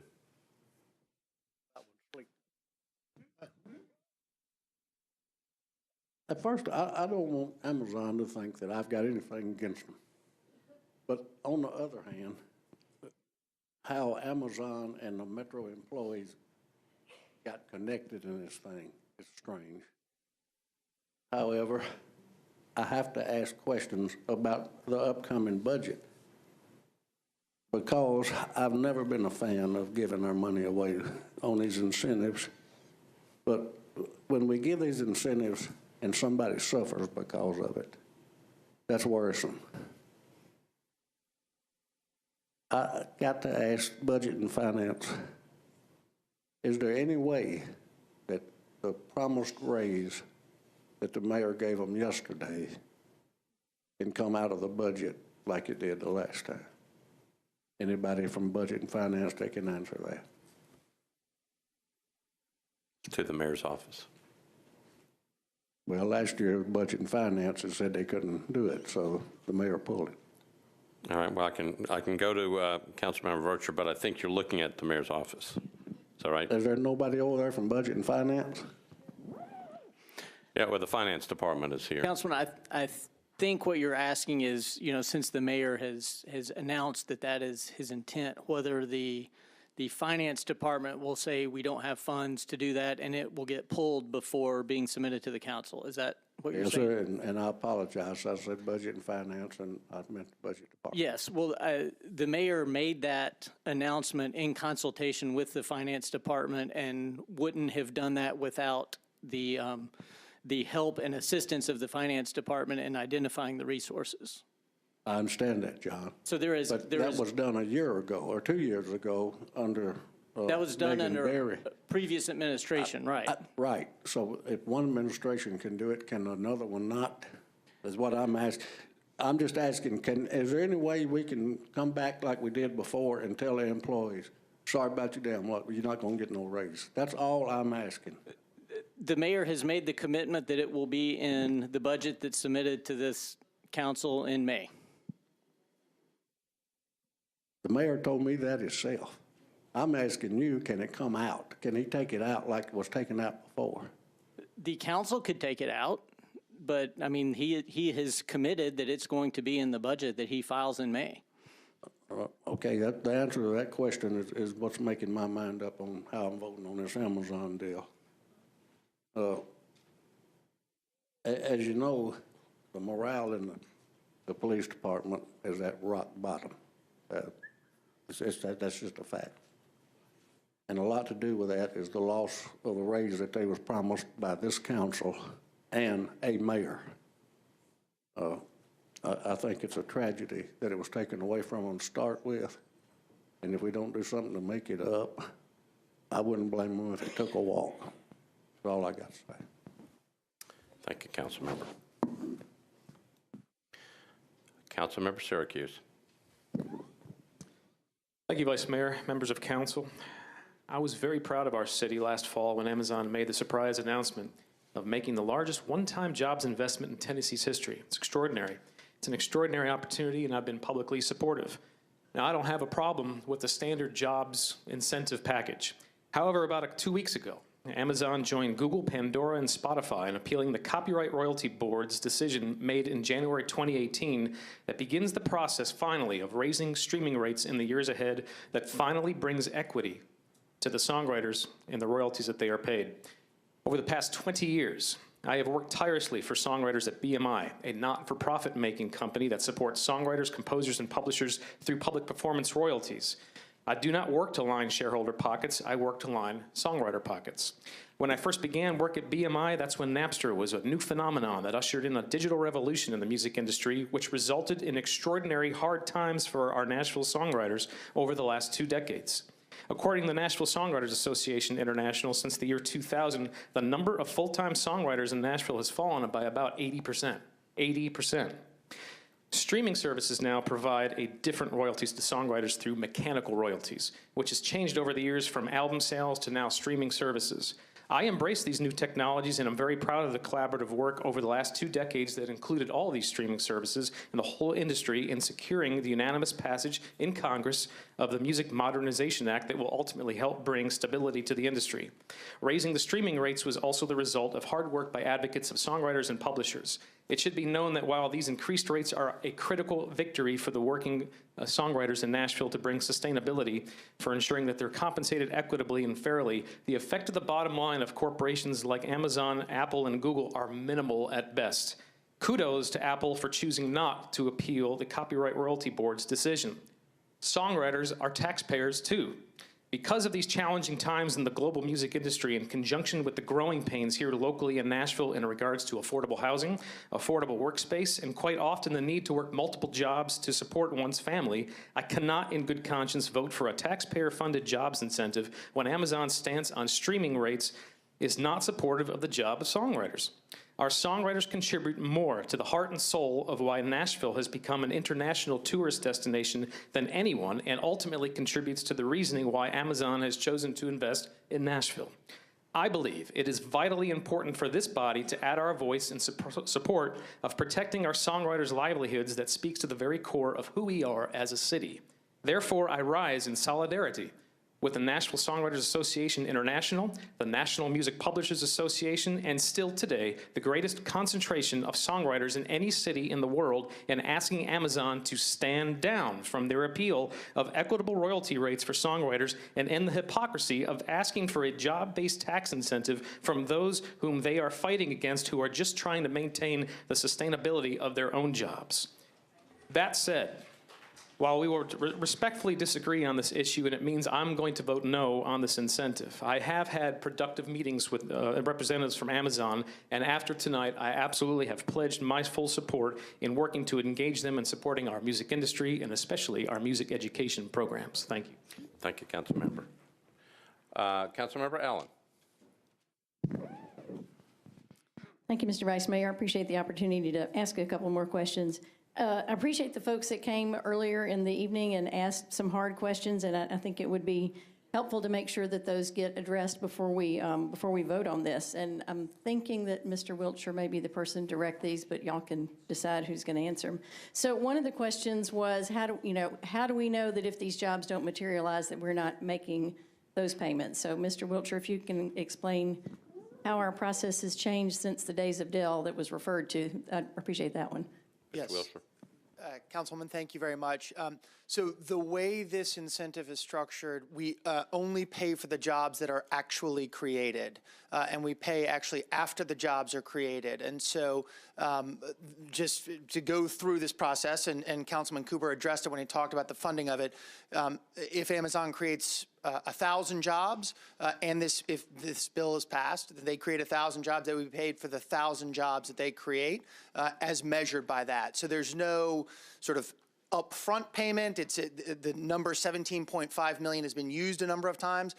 Since Amendment B passed, that is the absolute maximum, but the reality is unless they have actually produced 5,000 jobs day one, it would never actually hit that amount, right? We would only pay for the amount of jobs that they actually add, and there will naturally, as there would in any situation, be a ramp-up period where they have 1,000 jobs, then 2,000, et cetera. So the short answer to your question is we pay for the jobs that are actually created after they are created. And so that's different from how we did it with Dell.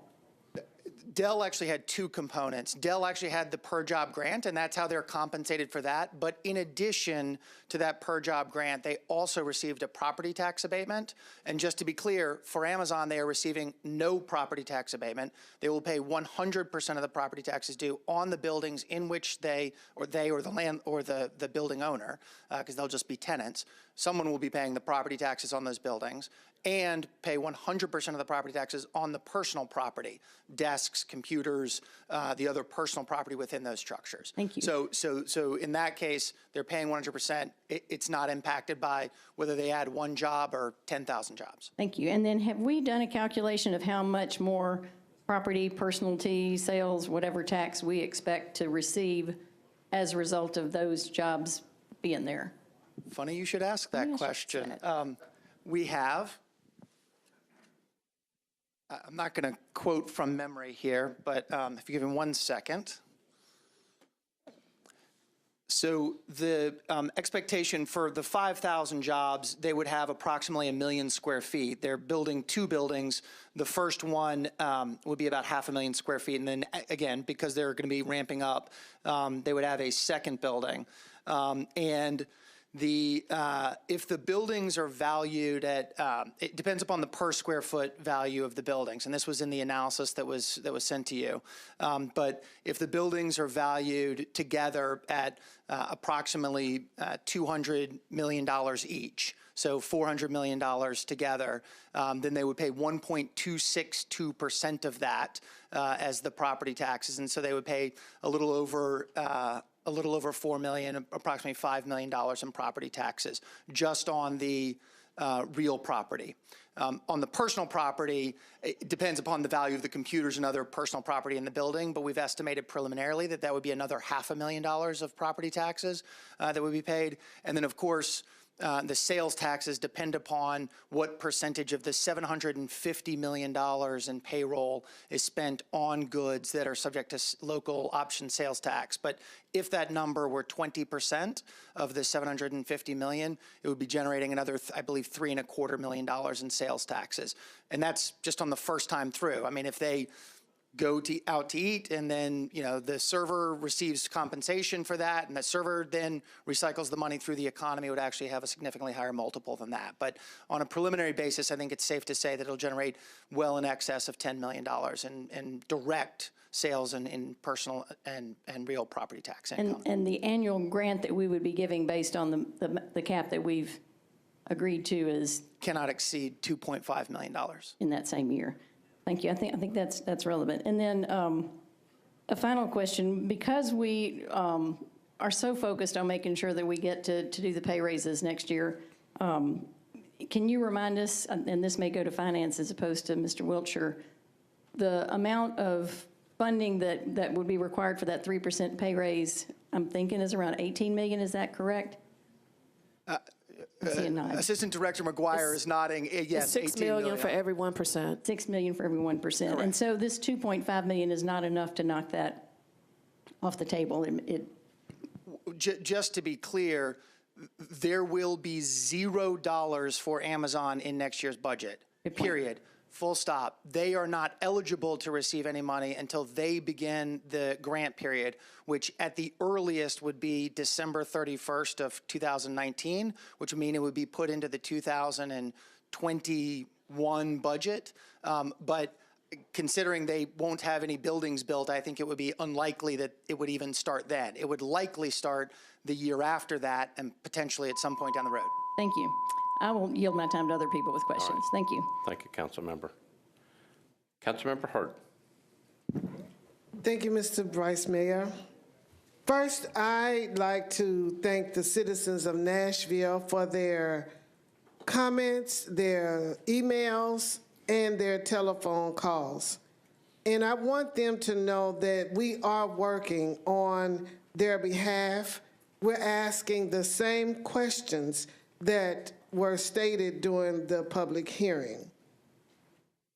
I also want them to know that I received those questions from Stand Up Nashville, and I immediately sent those to a representative from Amazon, and she immediately answered every question that was asked and sent it back to me.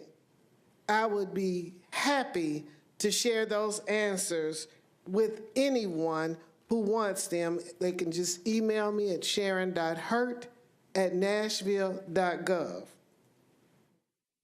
I too believe, as it was said earlier, that conversations begin and are held and decisions are made prior to them coming to this floor. And that gives me heartburn. It gives me stomach pains because they want our approval and they've not included us. Not saying that we are being ill-advised, but that the way that it's done doesn't feel good and it doesn't look good. I also think that we need to look at preventive measures prior to making these negotiations with corporations to make sure that we don't repeat some of the same mistakes that have been made with other cities. I don't know if they even consider those when they make those decisions. But if they had regular people at the table, I am sure that they would have a better perspective on how it meets or does not meet the needs of our citizenry. Therefore, I am asking that our administration value the citizenry of Nashville, demand fair and equitable treatment with those corporations on the front end, so those corporations can be a model corporation doing business in Nashville, and for Nashville then to be a model city for others to follow. I think the onus is on our administration. If we don't leverage the wonderful goods that we have here, how can we expect anyone else to love them as well and value them as well? So I am speaking specifically to our administration and asking them to show respect, not only to this council, but to the people of this city, and include them when those decisions are made.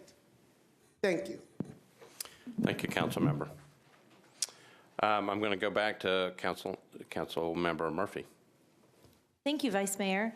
As a side note, I know that it's been mentioned that Amazon is not getting like a TIF or property pilot or anything like that.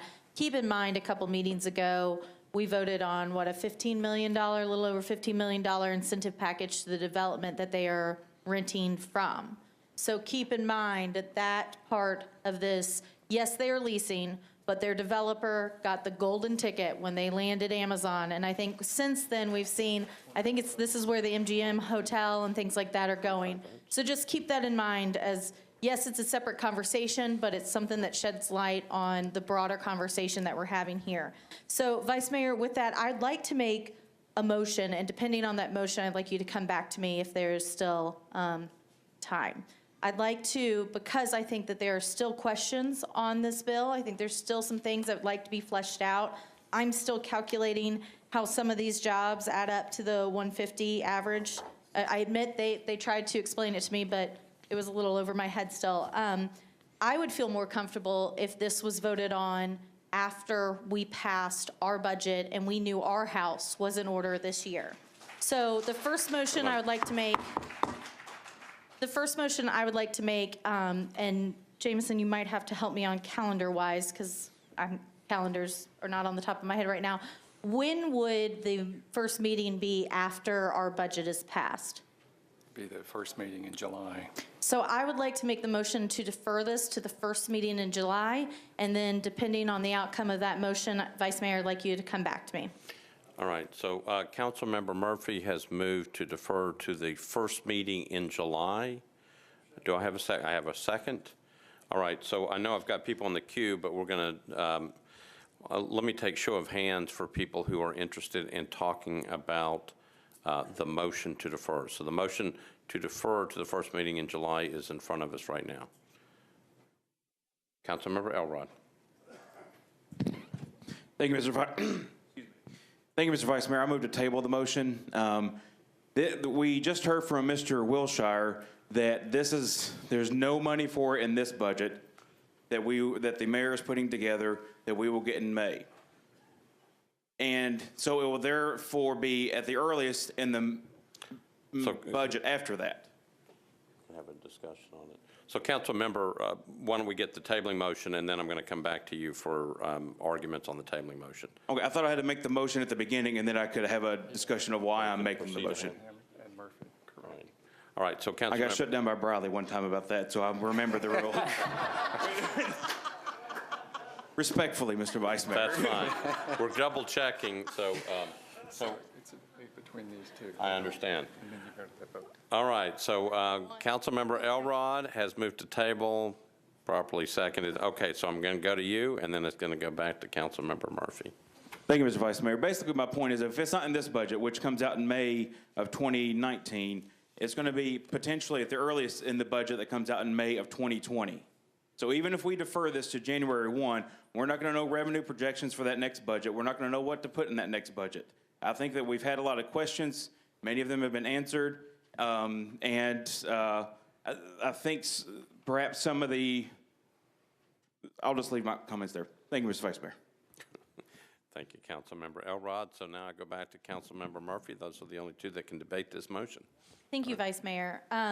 I would like to, I know that I can't move the tabling to the table, so I would like y'all to vote against the tabling motion. The reason I am asking for this to go after the budget, I fully understand that this is not, these dollars striking this check to Amazon is not in this year's budget, but what would make me feel more comfortable, and I think hopefully at least a few more of my colleagues, is that we know our house is in order.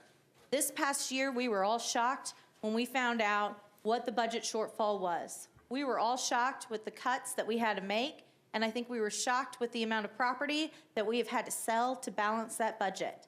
And so what I would like to do is feel more comfortable that our house is in order. Our budget is in order before we start tying the hands of future councils and we start giving away more ECD deals without getting more information. Not only does it give us the time to make sure our house is in order, but it gives us the time to get a few more answers. And so as a reminder, Vice Mayor, at the outcome of my original motion and the tabling motion, I'd like you to still come back to me. All right, thank you, Councilmember Murphy. So let me explain where we are. Mr. Jameson, you help me. We have, Councilmember Murphy has moved to defer this resolution to the first meeting in July. Councilmember Elrod moved that motion to the table. Those are the only two people that can speak on this motion. So we will be voting on the tabling motion of Councilmember Elrod, which means that if you support Councilmember Elrod's move to table the amendment, the motion by Councilmember Murphy, you will vote aye on the tabling motion. If you're supporting Councilmember Murphy, you would vote against the tabling motion. So with that, Madam Clerk, I'm going to ask you to open up the machines. We are voting on the tabling motion.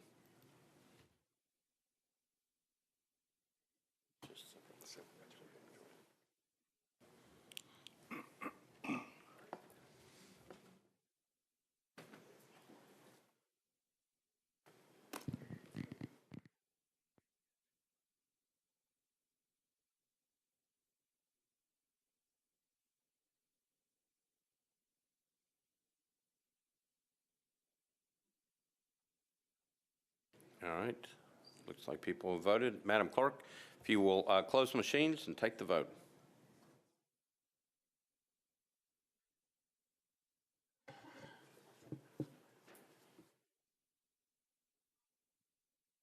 (26) in favor, 7 against, 1 abstention. All right, so the tabling motion prevails. So I am going back to Councilmember Murphy. You're Thank recognized. you. With that, I believe as we did with some other of these ECD deals, as we did with, as we've set aside, we put in place a rule tonight about an automatic deferral for the capital spending plan. I think it is wise that we defer this at least one meeting to get some more of these answers fleshed out. I think that we have been a little rushed. I know that Amazon had other cities to deal with, New York and I believe Virginia, before coming, and they have been rushed to meet with a lot of us. I don't believe that there is any hurry or deadline, and the state is still contemplating theirs. And do not get me wrong, this is not to trip up what is going on at the state level, but I do think that there are more questions that need to be answered. Some more information from our administration gives them a little bit more time to flesh some things out and explain some of these numbers to us as well. So with that, I'd like to defer this one meeting. All right, so there's a motion to defer one meeting, properly seconded. Who wishes to speak on the motion to defer? All right, no one wishes to speak, so we are on the motion to defer one meeting. I think I'm going to go to the board. That may be safer. So, Madam Clerk, if you will open the machine, we are voting on a motion to defer one meeting.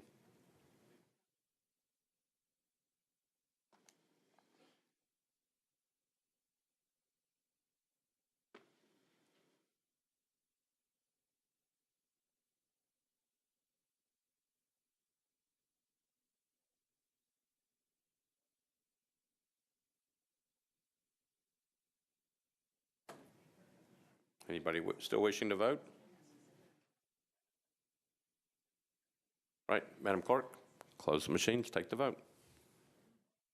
7 in favor, 24 against, 2 abstentions. Right, so the motion to defer one meeting fails. Councilmember Murphy, any other comments? I'll save my comments to the end. All right, thank you, Councilmember Murphy. Councilmember Glover, you're recognized. Thank you, Vice Mayor. Mr. Jameson, I'd like to ask a question just for clarification.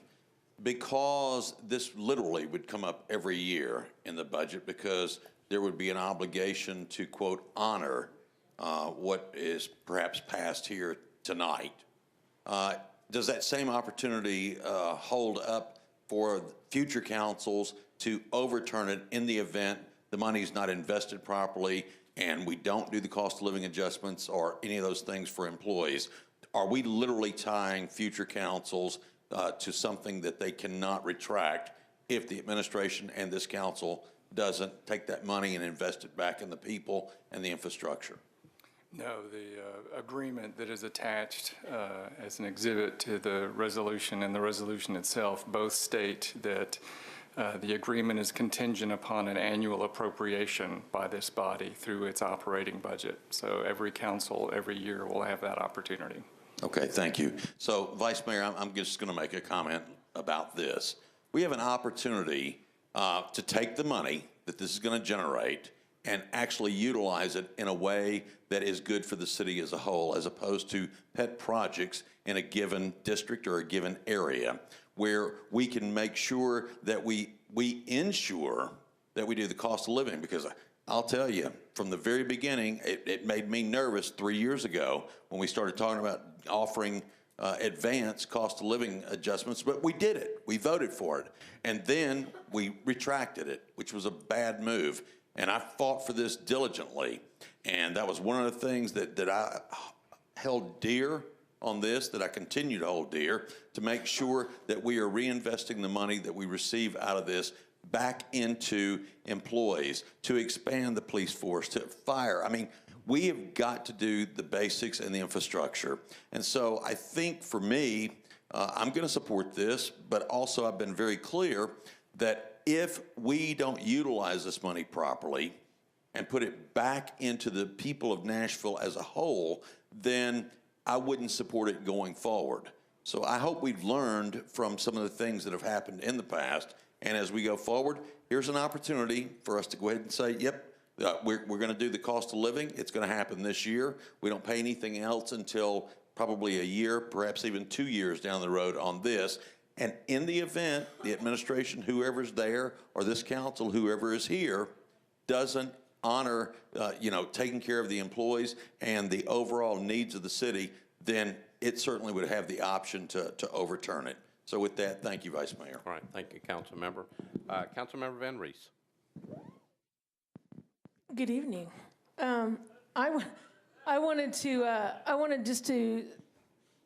say something because I really appreciate Councilmember Syracuse and where he stands in regard to his life work, literally his life's work on songwriter composition. I have been able to work with him and work with him at BMI from '98 to 2007. In fact, when I entered the workforce there at BMI, it was during the days of the Digital Millennial Copyright Act, went through the term extension, Copyright Act, the Sonny Bono Act, all kinds of things there at BMI. In fact, by the time I left, after spending 9 years in that environment, had accumulated, personally negotiated $5 million in songwriter compensation at BMI, and he continues to do that, and I appreciate it. However, we disagree a little bit on the fundamentals regarding Amazon in this regard. They strongly are committed to fair compensation. In fact, they lobbied on the Hill, and we know that means a whole lot to them, about the Music Modernization Act, which benefits songwriters. They were there to make sure it got passed. The appeal that they have, which Mr. Syracuse is concerned about, is an appeal of the Copyright Royalty Board based on the process and ambiguity in regard to the process. It is going to be resolved, and they are diligent in making sure that that's resolved. And I want to make sure that it's understood that their intent is something different than what I believe Mr. Syracuse has experienced. Although I do absolutely respect his position, and I wanted just to make sure and offer some balance to that in regard to that perspective. And I look forward to joining him in the future on helping Amazon make sure that they are speaking clearly to our creative class, particularly songwriters. And I hope that we can do that through the Innovations Committee. And I hope that we can work together in regard to that. I will be voting in favor. And a lot of the reason I'm voting in favor is because of Amazon's strong commitment to songwriter compensation. Thank you, Councilmember. Councilmember Bedney. Thank you, Vice Mayor. When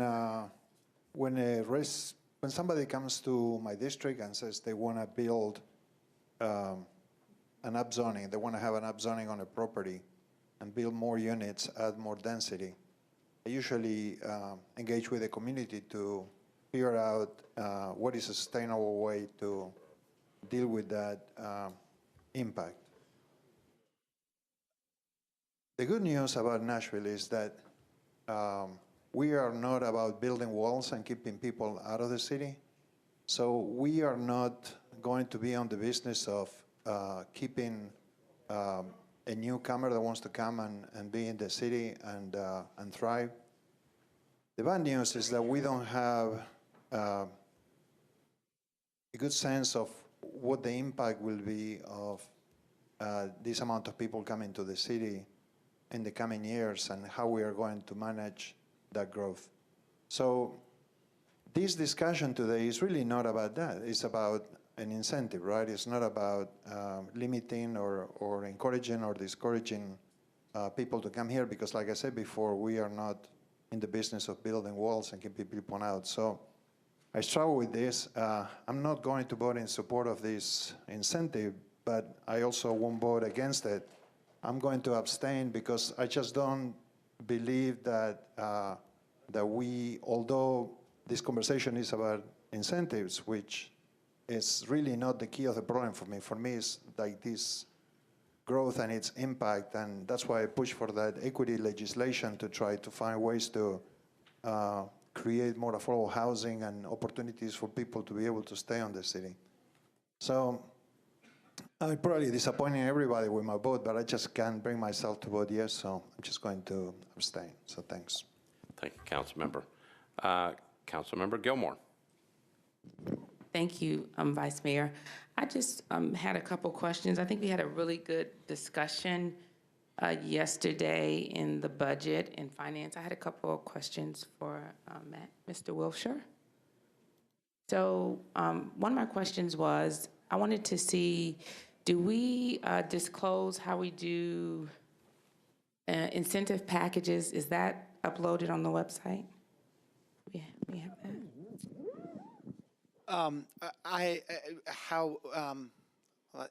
I have presented to this body a number of times on what the process is for negotiating with companies. I don't know that I have a text written of that, although we do disclose on the website every single deal that has been done, and the information, links to the legislation, and then updates on the job counts. But are you asking about sort of a narrative discussion of how that process unfolds? I am. I do not have that on the website. Okay. And then I guess the second piece is, do we have information on what happens when we give incentives before and then incentives after? What impact does it have on our city? We do track job counts, and we do track other sort of revenue generated from properties directly associated with projects that we've talked about in the past. So there is tracking of that. There's tracking of other requirements that the companies have. But in terms of an overall impact, we have, the chamber is in the process of doing an economic impact study on some of these incentives, and there's some broader metrics that we can discuss, but I want to make sure I'm addressing your question directly. Yeah, would that be on the website too? Is that on the website? It is not. The economic impact study is in process right now. It's an overall impact study, but it is not on the website yet. That's something the chamber is producing. Okay, and so when you say it's in the process, I don't understand what that means as it relates to this. Being prepared. It doesn't relate to this. Okay. So they are doing a study of deals that have been done historically and what their impact has been, and sort of more detailed analysis on some of those. So do we have that information as a city, or only the chamber houses that? No one has it. The study is in process right now. It has not been completed. Okay, I appreciate it. So I believe, thank you. Yes. I appreciate it. No more questions. So mine is not so much about the Amazon, because I think if anyone checks my record, I have been very supportive of businesses in this city. However, I do believe that we have to have measurements in place, and it shouldn't be in the process. When Amazon comes here, they're very specific about what they want. They know what they're looking at. They're looking at education, the opportunity to grow the population, where we are in relationship to our airport, our interstates. All those things are measured. And so I think just in fairness to our residents, not even citizens, because everybody's not a citizen here, but just in fairness to our residents, that we have to have measurements in place. I think it's a good practice, and to have information up on the website is definitely a best practice at most. We just can't do things like we feel it. It doesn't work for anybody else, but for some reason when we do incentives for big business, the rules seem to change. So I think in fairness to everyone that is here, the recommendation moving forward is, if we make a decision and we're talking about $15 million, it's not much to Amazon because they're $1 billion corporation. But for us, it's a lot. Because when we give away incentives, we forego the opportunity to educate our children. Go ahead and finish. We forego the opportunity to educate our children, to pay our workers, to provide infrastructure. So it's a loss. So I think we need to measure that. I think it needs to be up on the website in terms of total transparency. If we want to make a decision, it's fine. But to have nothing on a website and to make a decision, to have no type of metrics in place and make a decision, to me is not a strong practice of why a business should be here. And I just asked those questions, and we're saying everything is in the process. But for any other group of people or residents or businesses, we're required to do that. So I think moving forward, this has nothing to do with Amazon, but just as a city, we owe it to everyone here to give them an informed strong argument of why we support something or we don't, and that's not in place right now. So I would just request that, and I think that's very important for every council member, because as you move forward, you will be held responsible. You are the person that is voting on this, and you represent many constituents. And in terms of infrastructure, it's going to take a toll on our infrastructure. In terms of housing, it will take a toll on our housing. And so we have to think about that and the impact that it will have on our social programs and all of our residents as we move forward. And that's all I have to say. Thank you so much. Thank you, Councilmember. Councilmember Sledge. Thank you, Mr. Vice Mayor. I'll be brief. I did want to call attention because I had something distributed on the members' desk. I had a packet that I put forth that reflects correspondence that I have with folks with Amazon. The main thing that I had asked of them was that I wanted written evidence that of the grant agreements they have with the nonprofits that were mentioned in the press and in correspondences with all of us, that there were written agreements that showed that they had that they were committed to those grants. And then there was one other stipulation that I had that I wanted in writing from Amazon, which was that those grant agreements were going to be happening regardless of incentives. In other words, that they were going to be awarded, that they were committed to this community, they were committed specifically to the organizations that they had talked with, regardless of what this body decided. That is on the top sheet of the packet that I distributed that shows that they are committed to these without any, regardless of what the incentives are. Here's why I brought this forward, because in the weeks and months before we came to this meeting tonight, I had received several correspondences from people who had dealt with Amazon in other markets. And the main thing that they came away with, elected officials who reached out to us and said, if you're going to deal with Amazon, get it in writing. So that is what I have endeavored to do tonight of my own accord. It is there. The Amazon officials that I spoke with have been responsive. They have put it in writing. Obviously, this incentive package is in writing. And I hope that if in some small way, it can give some assurances to members that if we do, as Councilman Glover was saying, come back and consider this isn't what we should have been doing a year, 2 years, 3 years from now. We know that the nonprofit organizations and the higher education partners that have been told that they will be partnering with Amazon, that those partnerships will continue. I agree with several of the comments of my colleagues that we need to continue to be establishing a better baseline for some of these negotiations. When a company comes to town, I also know that this is on private land, right? This is different than some of the other leverage points that we tend to have. If we have a company or a proposal that is a lease on public land, we obviously have a lot more leverage. Given all that, I think that we have correspondences and agreements and have done our due diligence as a body. And quite frankly, I'm really glad that so many members have spoken about the due diligence y'all have done on your own. And I hope you know that I'm trying to contribute to that body of work. With that, I'm going to be supporting this resolution tonight. All right. Thank you, Councilmember. Councilmember Johnson. Thank you, Vice Mayor. I supported one meeting deferral. I thought it would be reasonable if this body has so much still unanswered question. However, as a body, we voted to, get the decision one way or the other. So, to me, I would be hesitant to support this incentive if we don't have a safety measurement. But with this amendment A and B, I think we have great, safety measure because, and also the resolution we passed at the last council meeting, because Amazon or any other corporation will not get any incentive if Metro do not have budget, nor Metro cannot give cost of living adjustment to Metro employee. That is the resolution. That's the one safeguard to me. And also, this will require a future council member. Some of us will not be here for the term limited, and some of us will not be here by choice.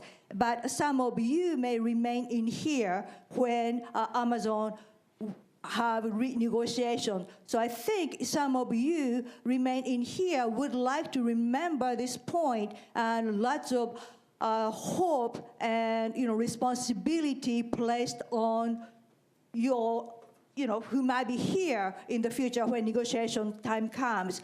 So having said that, and, I think Amazon, we're here. They wanted to be here to be a good corporation, good neighbor.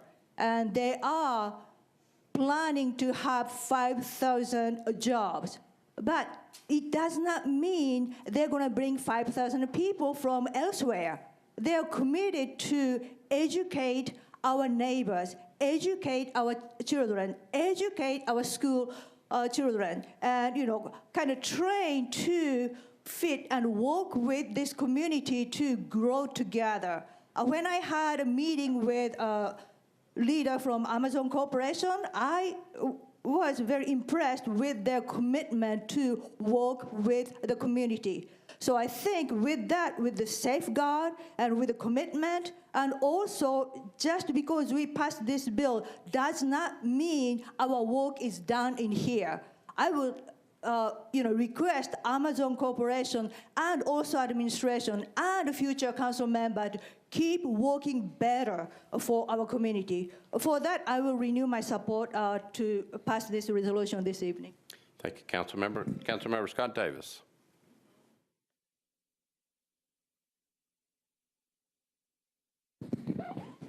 Thank you, Vice Mayor.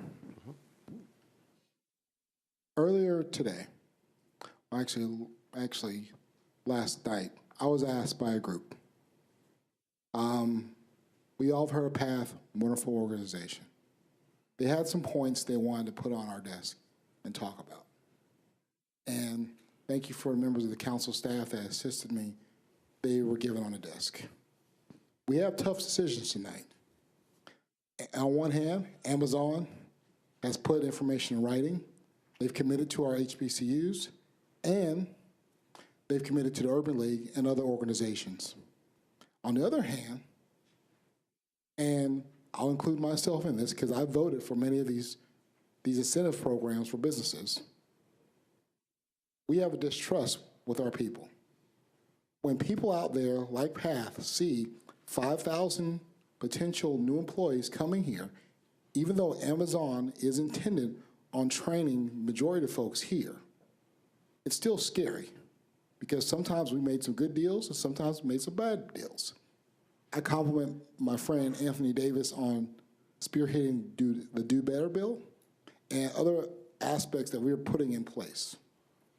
And what I want PATH to understand, no matter what happens with this vote tonight, we are still committed to affordable housing and making sure that the majority of those jobs are being done by people that are trained here.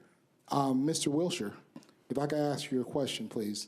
And out of that 5,000 jobs, how many of those jobs are they wanting to employ people that are here already? I know some people have to come from the corporate headquarters. Sure.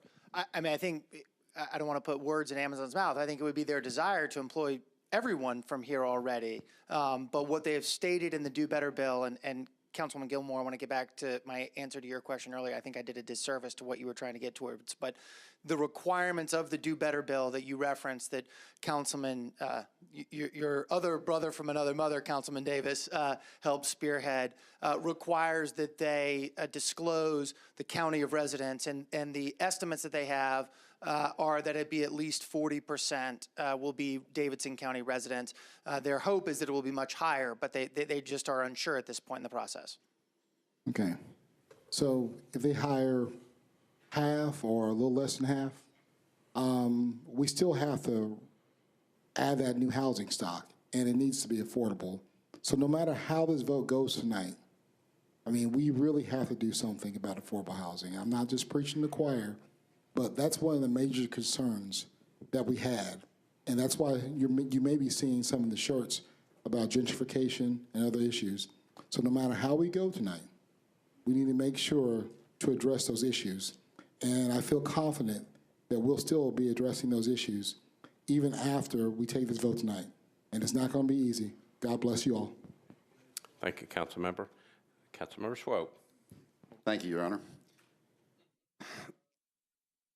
forgive me for just a second, but let me do the simple math on this. And Mr. Jameson, I'm going to ask for your help, and Mr. Wilshire, I'm going to ask for your help. It's already been said here that by the time Amazon opens a building in, say, 2020 or 21, yeah, that we'll be collecting somewhere in the neighborhood of $10 million a year in taxes from a number of different sources. Sales taxes quote that I gave assumed that there were already 5,000 employees here. If there weren't 5,000 employees here, maybe somewhat less, but the property taxes would certainly be about $5 million before the first employee. I'm so sorry. I should just clarify. So the estimate on sales tax collections presumed that there were 5,000 Amazon employees here, which there probably wouldn't be day one. But as soon as the two buildings have use and occupancy permits, they would begin paying full property taxes. So they would be $5 million of property taxes, approximately estimated, before, even if there were 0 employees in the buildings.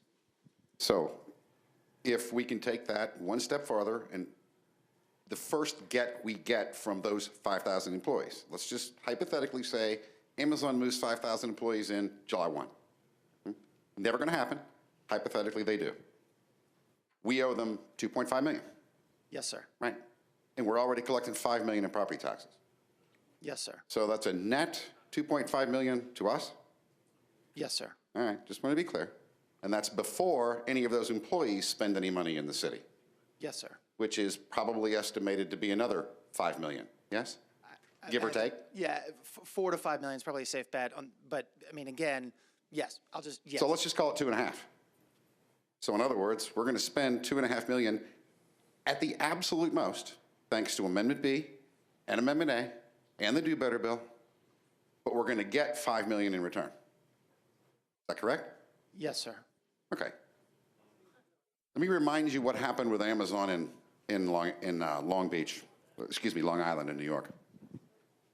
Politicians just like us looked at each other and said, well, we can spend that $100 million that we're going to make off of taxes from Amazon's 25,000 employees in better ways. And they turned them down, and Amazon walked. Now, what those same people didn't realize was that was predicated on the simple fact that Amazon invested $1 billion in Long Island to create the $100 million in taxes. If they hadn't have, there wouldn't be $100 million. So it's not like the city lost $100 million. They never had it to lose in the first place. We find ourselves in a very similar predicament. Thank God it's not about 25,000 employees, because to be honest with you, our infrastructure could not support it in 1,000,000 years. Well, maybe in 100 years, but not right now. What we are talking about is 5,000 employees in a center of excellence, high-level jobs, 40% committed from Nashville, from Davidson County, support of every single chamber and urban league group, technology councils, and at absolute worst, we make $5 million a year. How do you vote no against this? Thank you. Thank you, Councilmember. Councilmember Cooper. Thank you, Vice Mayor. First, a moment of clarification with Mr. Wilshire.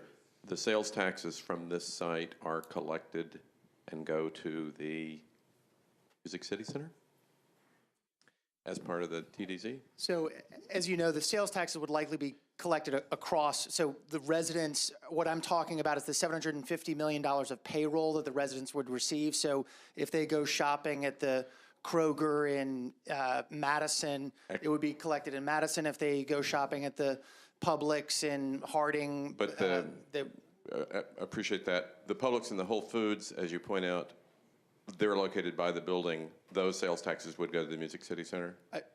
Any sales taxes in the TDZ are collected there, but I wouldn't think that most of the payroll would be expended within the TDZ, but Okay. I actually don't know.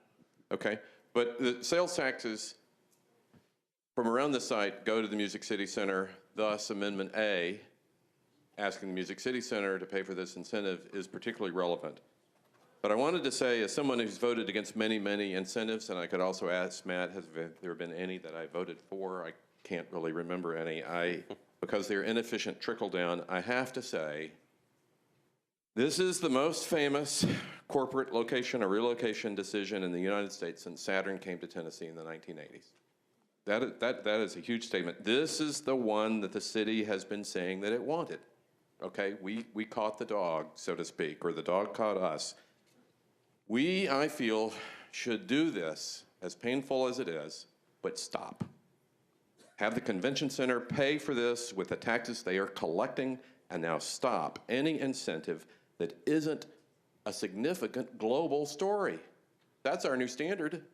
Is it a significant global story? Okay, fine, we'll consider it. If it's not, then we just need to stop, because this is the culmination of the strategy of the last several years.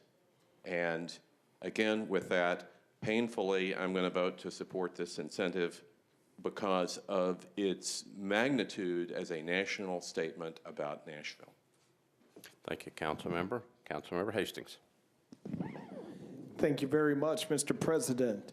I just wanted to rise. One of the things that we skip over a little bit, Amazon already has a presence here in Nashville.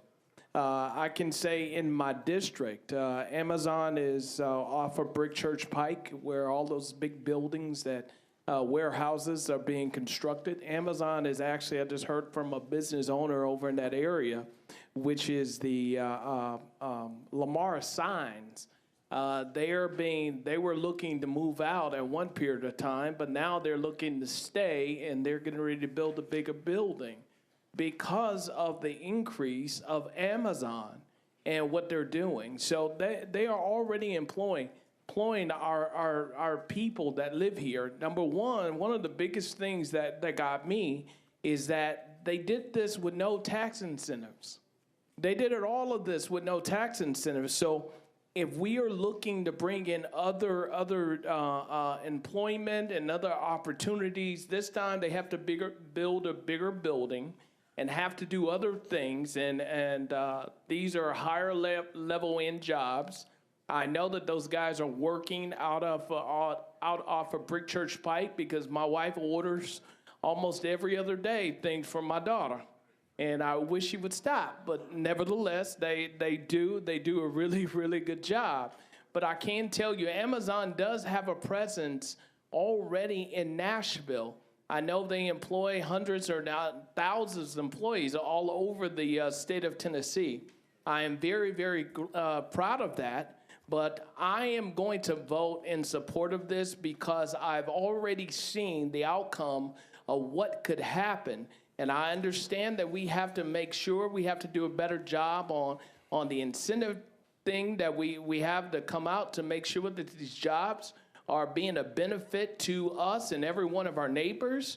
But we also have to look at the outcomes. We have to do a better job at tracking to see what the outcomes are. But I am very happy to have Amazon in District 2 and looking forward to have them even bigger even though they're part of District 19, but we are going to, I think we're going to get a better outcome, especially of our taxes, on how we're going to get other forms of income here into the city. But I do go with Councilman Cooper. We have to find a better way to make sure all of those dollars are just not going to the convention center, which is not heavily a part of all of us here in Metro Davidson County. We got to do a better job. Thank you very much. Thank you, Councilmember. Councilmember Elrod. I want to defer the honors to Councilman Pardue. Councilmember Pardue. Well, I was in there. Call for the question, please. Right. God, y'all beating me to death. All right, so. All right, so there's been a call for the previous question. We are voting on the previous question. All in favor of the previous question, say aye. Aye. Opposed, no. Previous question is called for. We are now voting on RS 2019-1644 as amended. Remember, there's two amendments on it, Amendment A and Amendment B. We are going to go on the board. Resolution RS 2019-1644. Madam Clerk, if you will open up the machines.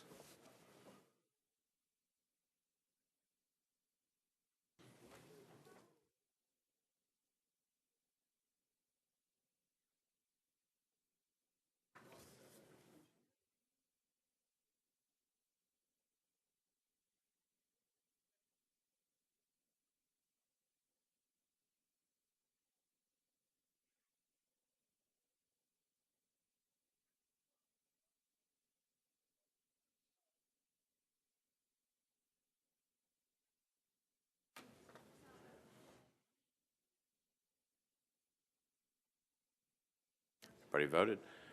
Madam Clerk, close the machines, take the vote.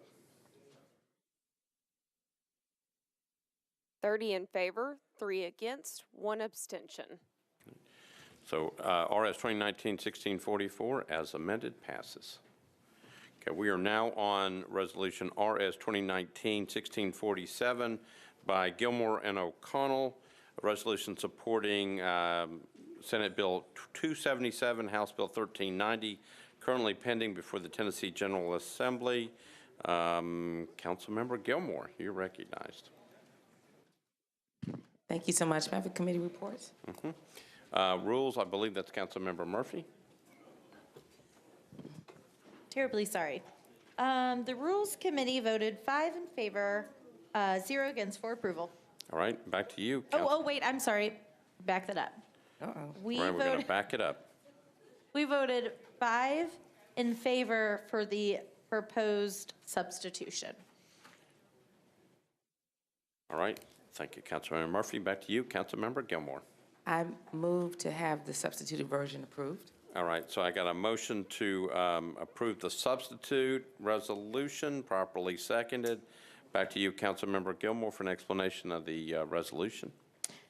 So I'm going to defer to Councilmember O'Connell and let him speak about this resolution that I Councilmember joined him O'Connell, on. you're recognized.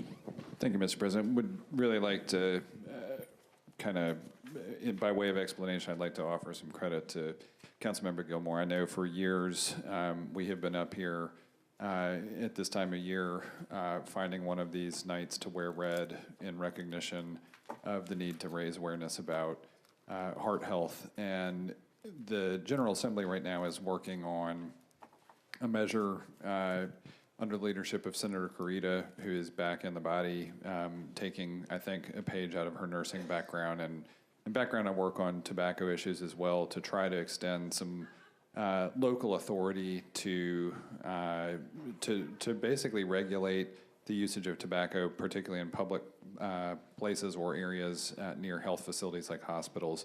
And I think it would be great if Nashville, among other jurisdictions across Tennessee, could take advantage of that authority. Been working with our state and local government chair, who happens to be in the Davidson County delegation on this, worked on recitals with the American Heart Association and American Cancer Society to try to do something that encourages something that really does seem to have some legislative traction in the General Assembly, and offering them some friendly encouragement by way of this resolution would encourage colleagues to support. Thank you. All right. Thank you, Councilmember O'Connell. Back to you, Councilmember Gilmore. Thank you. I think Councilmember O'Connell offered a wonderful explanation. So with that, we would ask for approval on making our state of Tennessee more healthy. All right, so what we've got is trying to get the substitute. So got a motion on the substitute. Yeah, to and get I'd that like to in front move of this us. substitute as amended. Okay, so let's get the substitute first. Motion on the substitute properly seconded. Let's get the substitute resolution before us. Is the amendment in the substitute? There's no amendment, just a substitute. Just a substitute.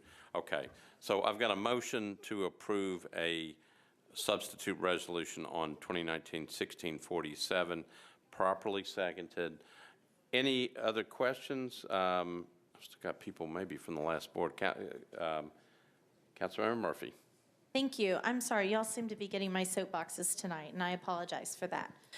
So a soapbox that I've had in the Rules Committee is about these resolutions that are honoring or asking for support or asking to not support pieces of legislation at the state. We frequently say that we want the legislature to stay out of our business, but we are very vocal on some of their bills. Now, granted, it is usually legislation that does affect us and reach down. And so previously, I have had some conversations in our Rules Committee about the fact that we as a council body would be probably more effective than passing resolutions that just sends a message to our Davidson County delegation, because I think a lot of us have done a really good job at communicating with our delegation, and they know where we are, we know where they are. But I think we'd be much more effective is if we started signing letters, communicating with more of the General Assembly, those that don't know us as well, but also communicating with our administration to direct our lobbyists to focus on some of these bills that are important to us, like this bill. us as a body, we need to communicate with our lobbyists, with the TML, with the county officials, with the 4 or 5 other organizations that we pay dues to that represent us on the Hill. That's what we need to be doing as a body. And if that's a letter that we pass around rather than passing a resolution that then just goes to the Davidson County delegation and quite often gets put aside, that's what we need to do. So again, I apologize for the soapbox, and it is not targeting this this bill, because this is one that we will be opted into and has been made permissive for us, and I appreciate that. But it is a conversation I've had in rules, and I appreciate the leadership of Freddie O'Connell, who tonight has committed to working with me and Mike Jamison to make sure that our executive committee kind of comes up with a better format of how we can be more effective when we pass measures like this. So with that, thank you for listening. I'm done for right now. Thank you, Councilmember Murphy. Councilmember Swope. Thank you, Your Honor. With all due respect to Councilman O'Connell and Councilwoman Gilmore, very much respect to both of you for bringing this up. Remarkably enough, I happen to agree with Council Lady Murphy on this. We kind of need to stay out of the state's business if we expect the state to stay out of ours. With that said, I would want to be counted as a no vote on this, because as part of the 83,399 people that smoke cigarettes in Nashville and Davidson County, being part of the 17.4% minority, I would be an absolute hypocrite to say yes to this. So please mark me as a no. Thank you. All right. Thank you, Councilmember Swope. Councilmember Rosenberg. Thank you, Mr. President. I think one of those smokers may have just died from cancer a few minutes ago, so knock one off that number. Thank you. All right, so let's get back on the resolution. Councilmember Gilmore has made a motion to approve the substitute resolution. It has been properly seconded. It is before us. Because it's a resolution, we have to go on the board because we're going to have no votes. So any other discussion on this measure? Seeing none, Madam Clerk, if you will open the machines. We are voting on substitute resolution RS 2019-1647.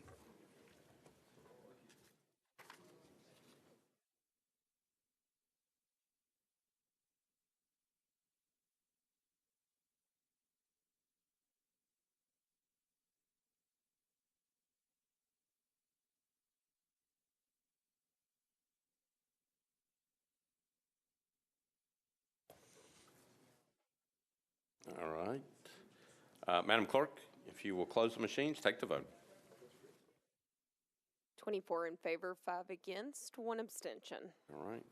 Thank you. Madam Clerk, resolution RS 2019, substitute resolution RS 2019-1647 passes.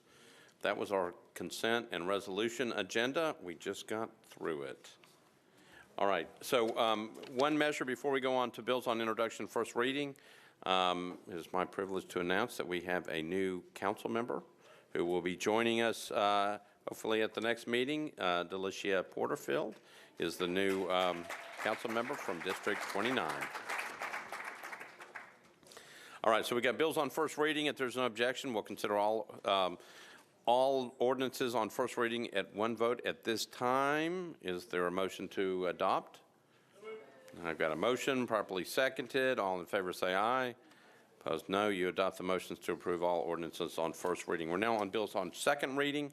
We are on BL 2018-1404 by Roten, O'Connell, and Mina Johnson. Ordinance amending section 6.80.550 and section 12.08.150 of the Metropolitan Code of Laws to remove certain storage and impound fees for recovered stolen vehicles. Councilmember Roten. Councilmember Roten, we're looking for him. Councilmember O'Connell, I'll go to you. Thank you, Mr. President. I've been kind of a tandem sponsor with Councilman Roten on this. We basically requested filing of a similar measure nearly simultaneously, so I don't think he'll mind my rising on this one. I guess let's get committee reports, please. All right, Budget and Finance. Councilmember Vercher.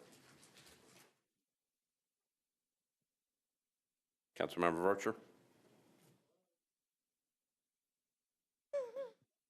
There she is. I apologize, Vice Mayor. I was celebrating for the colleague that's going to be sitting beside me. Right. Budget We're and- on 2018-1404. Budget and Finance recommended approval as amended, 10-4, 0 against. All right, thank you. Traffic and Parking, Councilmember Hager. Bill 2018-1404 was requested to be deferred one meeting by the sponsor, 3-4, 0 against. All right, back to you, Councilmember O'Connell.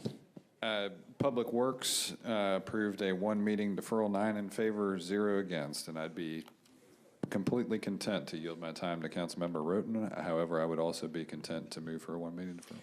All right, so looks like you're the man. All right. Councilmember O'Connell has moved to defer one meeting, properly seconded. Any discussion on the deferral? Seeing none. All those in favor say aye. Opposed, no. BL 2018-1404 is deferred one meeting pursuant to Rule 23. BL 2019-1476 by Councilmember Hastings, Vercher, and others. An ordinance declaring surplus and approving the disposition of a parcel of real property known as 0 Brick Church Pike. Councilmember Hastings, you're recognized. All right, Mr. President, that is actually going to the Finance Chair, Councilwoman Vercher. All right, Councilmember Vercher. Move for approval, Vice Mayor. All right, so I've got a motion to approve. Let's get committee reports. I'm sorry, committee reports. Councilmember Glover. Thank you, Vice Mayor. On BL 2019-1476, Education Committee voted 3 in favor, 2 against. Okay, back to you, Councilmember Vercher. I believe all those, it's been approved by the Parks and Library Committee, so it's back to you, Councilmember Vercher. Thank you, Vice Mayor. I move for approval. Okay, got a motion to approve, properly seconded. I've got people in the queue. Councilmember Withers. Thank you so much, Mr. Vice Mayor. We've heard a large amount of feedback on this one from constituents, especially in District 2, but also across the county. I know I have a lot of District 6 constituents who've been very interested in this one and have frankly done a lot of good work on this one. With any property sales, that's always a difficult choice to make. And I've communicated with my constituents or folks that communicate with me about the purpose of this sale, which is to benefit schools. We all know that's important. Obviously, there was a proposal that the council considered that would have funded schools this year without having to have property sales, but that failed, and so this is where we are. I can't support this one today. I definitely appreciate the District 2 council members entertaining of 2 deferrals so far. I've made wise use of that time, or tried to make the best use of that time that I could, to encourage community members up there in District 2 and other members of the county to look at ways of preserving this parcel but still getting funding to schools, whether that be through trying to get parks funding to purchase it from schools, or to find benefactors, or perhaps a good development proposal where someone, maybe would put one house on it but still put conservation easements on the rest of it. And the community members have taken that challenge up. I've seen a lot of really good work from community members to try to do some of those things. I think it maybe needs some more time. And in the interest of honoring that work that community members have done, to try to find ways to preserve that parcel, I'm going to be voting no tonight. It may pass anyway, but I want to applaud the community for working hard on that and do good faith, doing a lot of due diligence work. There still are some questions about this parcel that remain unanswered. Everyone knows that schools needs funding, but I want to respect the work of the community and also respect the really unique features of this property, and also the relatively low asking price. I just feel like the sale price that we estimate that this would reach would in no way meet the $13 million that's in their budget. And it would be a real shame, I believe, to lose this parcel for less than what one side of a duplex sells for in District 6 these days. So I'm going to vote no on this today, and hope that we can maybe buy a little bit more time as we continue deliberating this on third reading. Thank you. Thank you, Councilmember. Councilmember Henderson. Thank you, Vice Mayor. I rise in opposition to this and ask colleagues to really closely consider the fact that this is 11 acres of forested hilltop land immediately adjacent to other parks, land-banked land. It has a pristine stream through the middle of it. I hope you have looked at the pictures of this that have been sent, and I would just echo what Councilman Withers said. Why are we doing this for something that is only going to sell at best for $400,000 or $500,000? We need to stop selling property to plug holes in our operational budget. Anyone and everyone recognizes that is bad fiscal policy. And, further, it now appears that, as it relates to our revenue projections and otherwise, this is a de minimis gain for our city, our schools, or whatever. Truly, I think this is a very special and important piece of property. We have all gotten numerous emails about it, and I just think this is a mistake on so many levels, and I would encourage us, please, to not support it. Thank you. Thank you, Councilmember. Councilmember Ramita Johnson. Thank you, Vice Mayor. I too rise in opposition of this sales of this particular parcel. But before I state the reason, I would like to ask administration table, finance department. I know we did recently surplus several of MNPS property, and several are placed in eBid.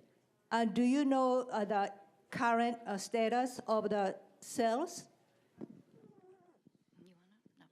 Yes, ma'am. Monday, one of the parcels closed. It was the one on Davidson Road, the former Brookmead School. It was appraised at $3.2 million, and it had several bidders, and it sold for $4.1. Another parcel that was that closed on Monday did not receive any bids, and we're in consultation with schools and doing some other outreach to determine how to next steps and how to post it again. And there was another smaller parcel that was offered to adjacent property owners because it had some access issues. And we got a proposal from one of the adjacent property owners for the appraised value on that one. It was $56,000. Thank you for the update.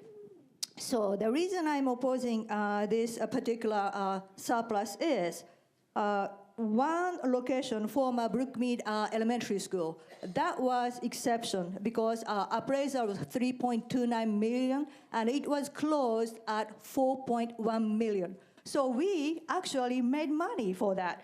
So this parcel is appraised $720,000. So by any chance, if it did not sell, we already made up the difference, more than $720,000 appraised value. The another one administration table stated it was not sold was school property, 3125 Ironwood. And I think it was appraised $1.32 million. Just because we surplused and just because we put in eBid did not mean it's going to be sold. So for us to put this critical lot, especially park department is, said interest to keep, future park and or preserve as a non-developed open land. So I think it's premature for us to put this for sale at this juncture. So for that, I renew my motion to oppose this sales. I don't think that works. Okay. Thank you, Councilmember. Councilmember Hastings. Thank you, Mr. President. This piece of property being inside of my district, actually hearing from several constituents and others around the county and reading the emails, it is very, very perplexing to see on how some things roll out Well, one of the things that I learned as being the council person is that there are several pieces of land that are under each department.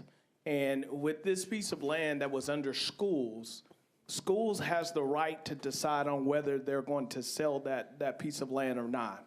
And then it comes before us.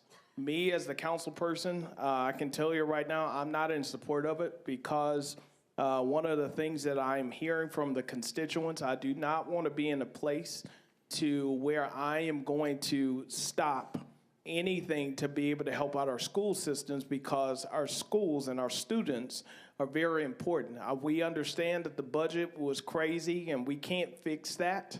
We can't do anything about that. The thing that we can do is make sure from this point on that we do the right thing. But as the constituents are saying, this piece of property, and which I hear a lot of council people going over and over again, which I have communicated with a lot of the constituents, this piece of property has nothing to do with parks. This piece of property is a school parcel. This piece of property where some people within the community have discussed that it will go to park land. That was a good thing to be able to look at other options for this piece of property. But as of right now, Metro Parks, as me being, with the time that we have, I was able to discuss with the parks director and look at the overall, what they could do as far as purchasing and being able to move that piece of property over to them. That it was an open bid, so every department in Metro had the opportunity to look at that.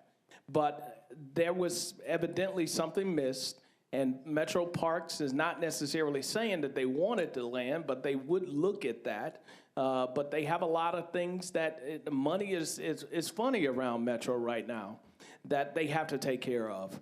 But again, I encourage all of you to, before you take your final vote, it's just to really, really look at this. And I did do my personal survey out of committees, and I know a lot of us are tied up and we're looking into other options and what we can do as dealing with affordable housing and also funding the schools.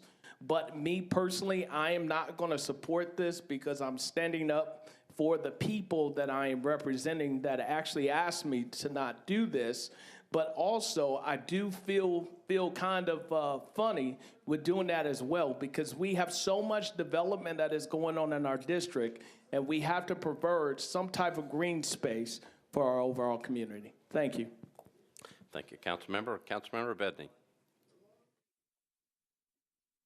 Hey, everybody. I'm going to vote no on this. I think we need to have a process to decide how we're going to use properties that are owned by the city. We should really obviously respect the local council member, but also engage with the local residents to see how we're going to use our equity.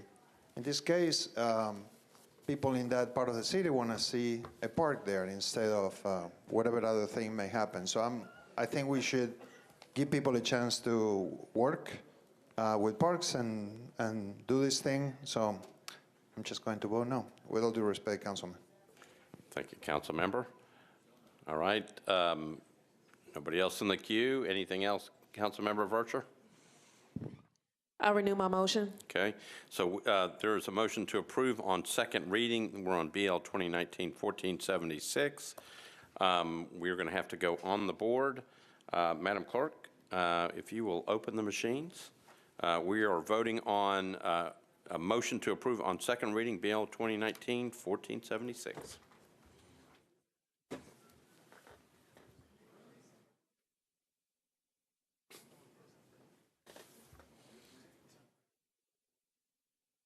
The board, not that board.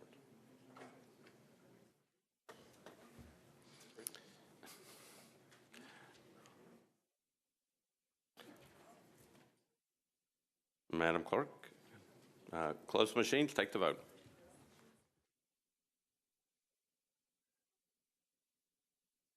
$13 in favor, 22 against. Right. That bill on second reading fails, 13 to 22.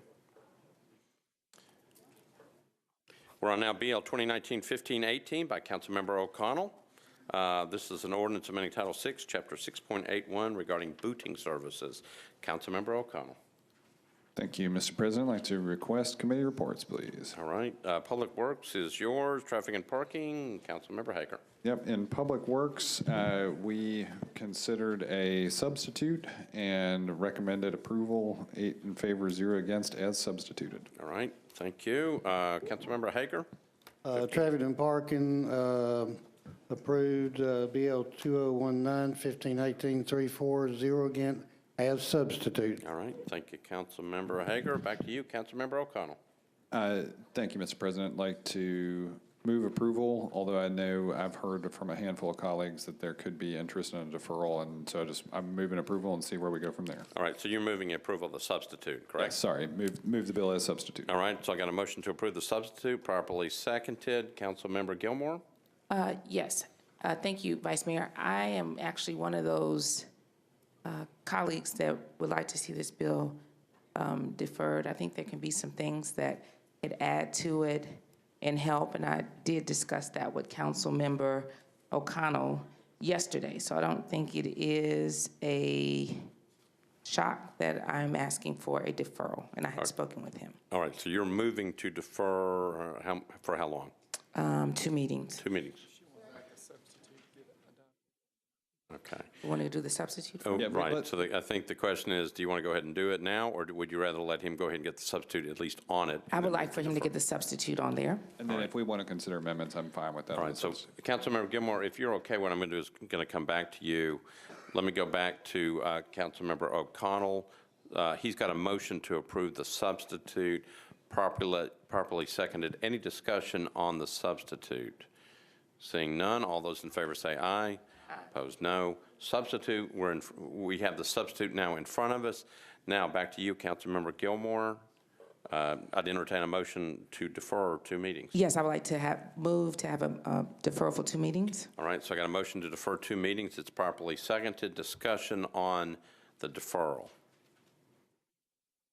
Seeing none, all those in favor say aye. Aye. Opposed, no. The motion to defer 2 meetings, the substitute, is adopted. Thank you.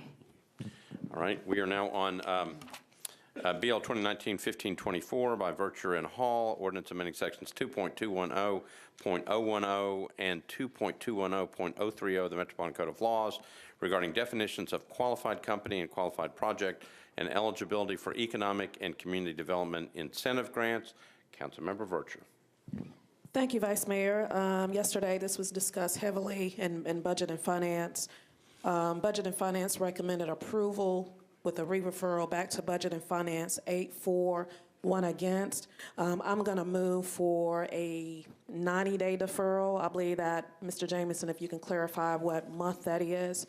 And the rationale is because we've spent over 75 minutes discussing the Amazon incentive. This legislation will, in conjunction and working with the administration, the commitment we have from the administration, the economic and development team, for us to address some of the concerns that was conveyed here tonight. During this deferral, it would provide us an opportunity to essentially create a roadmap and determine where we want to go and moving forward as we continue these incentives for our city. I'm inviting and encouraging all council members, if you want to be part of this process, please let me know. This legislation is to spur that conversation so we can get to a better process and an understanding as we do incentives for the city. So with that, Vice Mayor, I'd like to defer to whatever that meeting is. First meeting in June to the first meeting in June with a re-referral back to Budget and Finance. All right, so the motion before us on 1524 is a deferral to the first meeting in June with a re-referral back to the Budget and Finance Committee. Any discussion on that? Properly seconded. Any discussion? Councilmember Gilmore. Thank you, Vice Mayor. I just wanted to stand and say I appreciate what Councilmember Vircher is doing with this bill, and I look forward to more discussion and us working with this bill. And I think it speaks to a lot of the concerns that council members shared earlier. So I think it is really a great first step, instead of just talking about it, but actually putting something in place so we can have some kind of measurement. So I do appreciate it.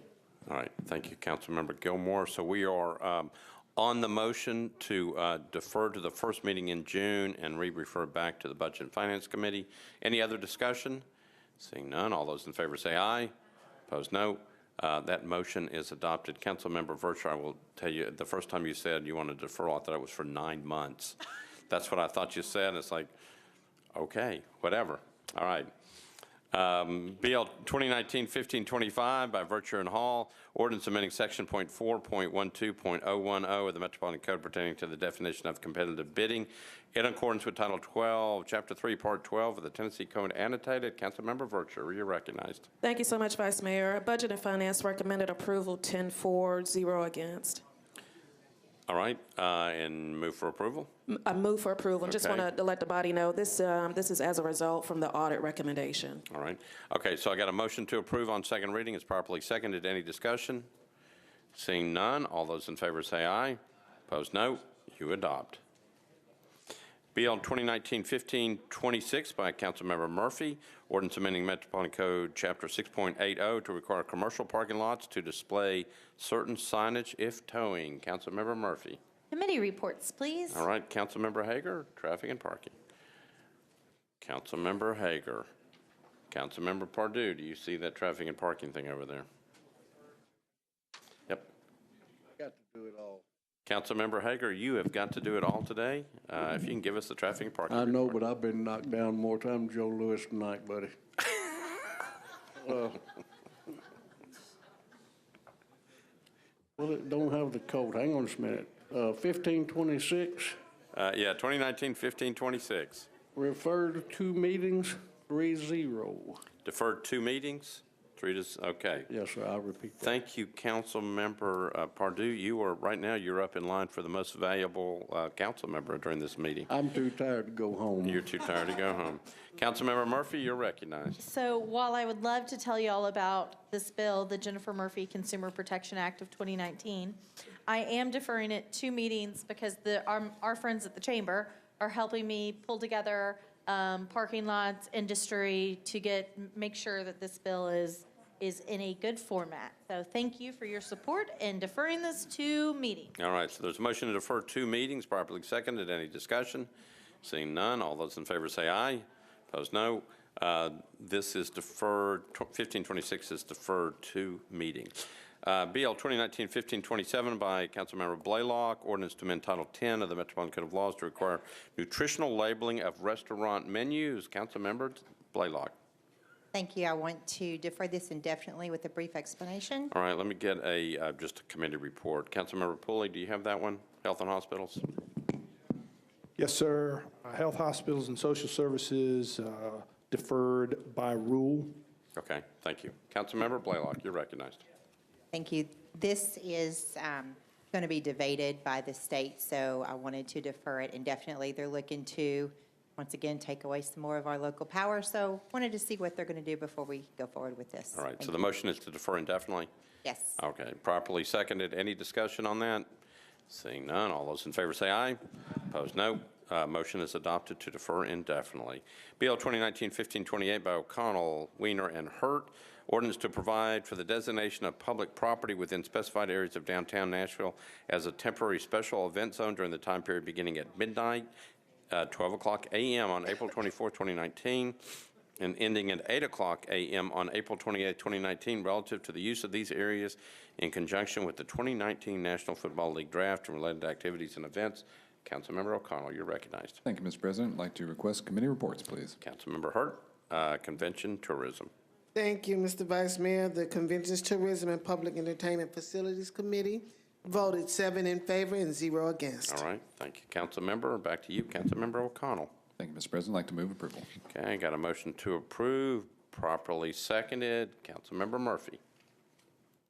Thank you, Vice Mayor. If the sponsor could address if this has any conflicts or is going to have any conflicts with other activities that weekend, such as, believe, the half marathon and marathon?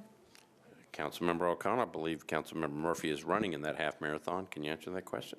The Rock and Roll Marathon is a part of the coordinated effort being orchestrated by the CVC and the NFL, to my understanding. So I believe this special event zone takes all of that into account. This is just second reading, and we can certainly get more details on third if the council lady needs them. Great. Just want to make Councilmember sure that Murphy. I can get my Gatorade when I need it, which will be often. Thank you. Thank you. Councilmember O'Connell has moved passage on second reading. It's been properly seconded. Any other discussion? Seeing none, all those in favor say aye. Opposed, no. You adopt on second reading. BL 2019-1542 by Councilmember O'Connell, an ordinance authorizing 151 Nashville LLC to install, construct, and maintain aerial and underground encroachments in the right-of-way located at 151 First Avenue South. Councilmember O'Connell, you're recognized. Thank you, Mr. President. I'd like to request committee reports, please. Councilmember Bedney, you're recognized. Yes, we had a lengthy discussion about this issue at planning, and at the end of it, it was recommended approval, 8-4-0 against. All right. Thank you, Councilmember. Back to you, Councilmember O'Connell. Thank you, Mr. President. Public Works considered it recommended approval, and I'd like to move approval of the brief comment. All right, so I got a motion to approve, properly seconded. Back to you, Councilmember O'Connell. Based on the discussion in committees, I think it's really imperative for the body to start considering maybe only encroaching at a certain magnitude, and I think we will take that under serious advisement going forward, but at this point, I'd like to renew my motion to approve. All right, got a motion to approve on second reading, properly seconded. Any other discussion? Seeing none, all those in favor say aye. Opposed, no. You adopt on second reading. We're now on bills on third reading. BL 2018-1402 by Councilmember Kendall. Approved with conditions, disapproved without by the Planning Commission 7-0. Ordinance to amend Title 17 of the Metropolitan Code of Laws by changing from CN to SP zoning on property located at 927 and 929 40th Avenue North at the southwest corner of Albion Street and 40th Avenue North, 0.46 acres, 6 multifamily residential units, 5,000 square feet of retail uses, and 1,400 square feet of office uses. Councilmember Kendall, you are recognized.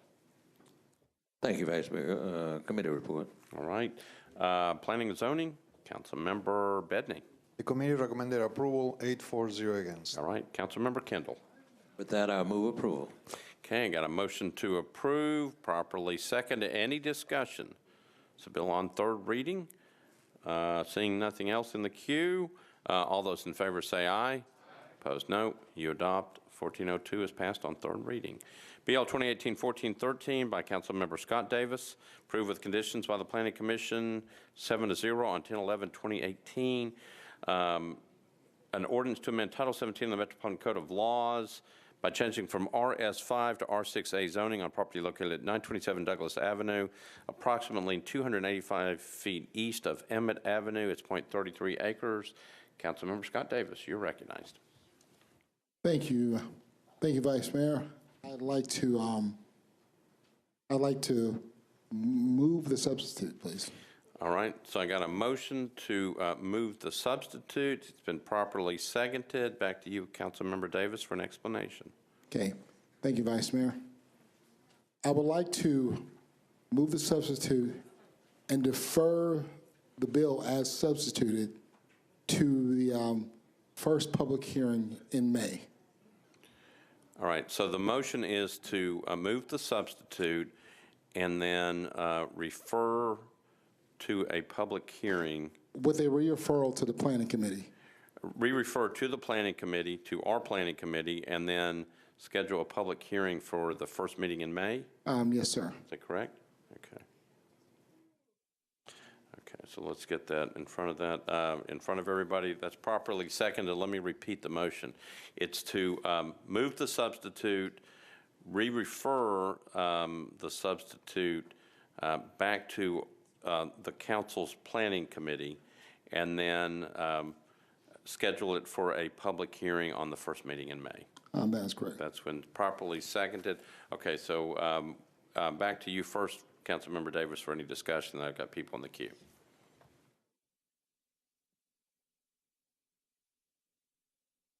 Public hearings are important. I'm not asking people to vote for it or vote against it. When you have 20 people support and come in support of a bill with no opposition, and the location. It's important for them to be heard. The original bill, like I stated in the public hearing, the first meeting in January, that we would bring in a substitute, and on the record, I had everybody in support raise their hand. No one was in opposition. The bill has been advertised as an RM20 bill. Planning decided to substitute it as an R6. The applicant, which is a constituent of mine, didn't want to do it that way, and I agree with her. The RM20 was proper. No opposition from the neighborhood. And so we're bringing the bill back once again. It's going to be disapproved. I will need 27 votes. But we're asking, now that the bill has been properly substituted, for us to have a public hearing on the RM20 matter. We have public hearings on anything, and the public has the right to be heard. And so I'm just asking once again, let's have a public hearing. And, you know, I want to reserve for questions at the end in case there's others. So all I'm doing is moving the substitute and asking for it to be set on the public hearing in May. Thank you. Thank you, Councilmember. Councilmember Johnson. Thank you, Vice Mayor.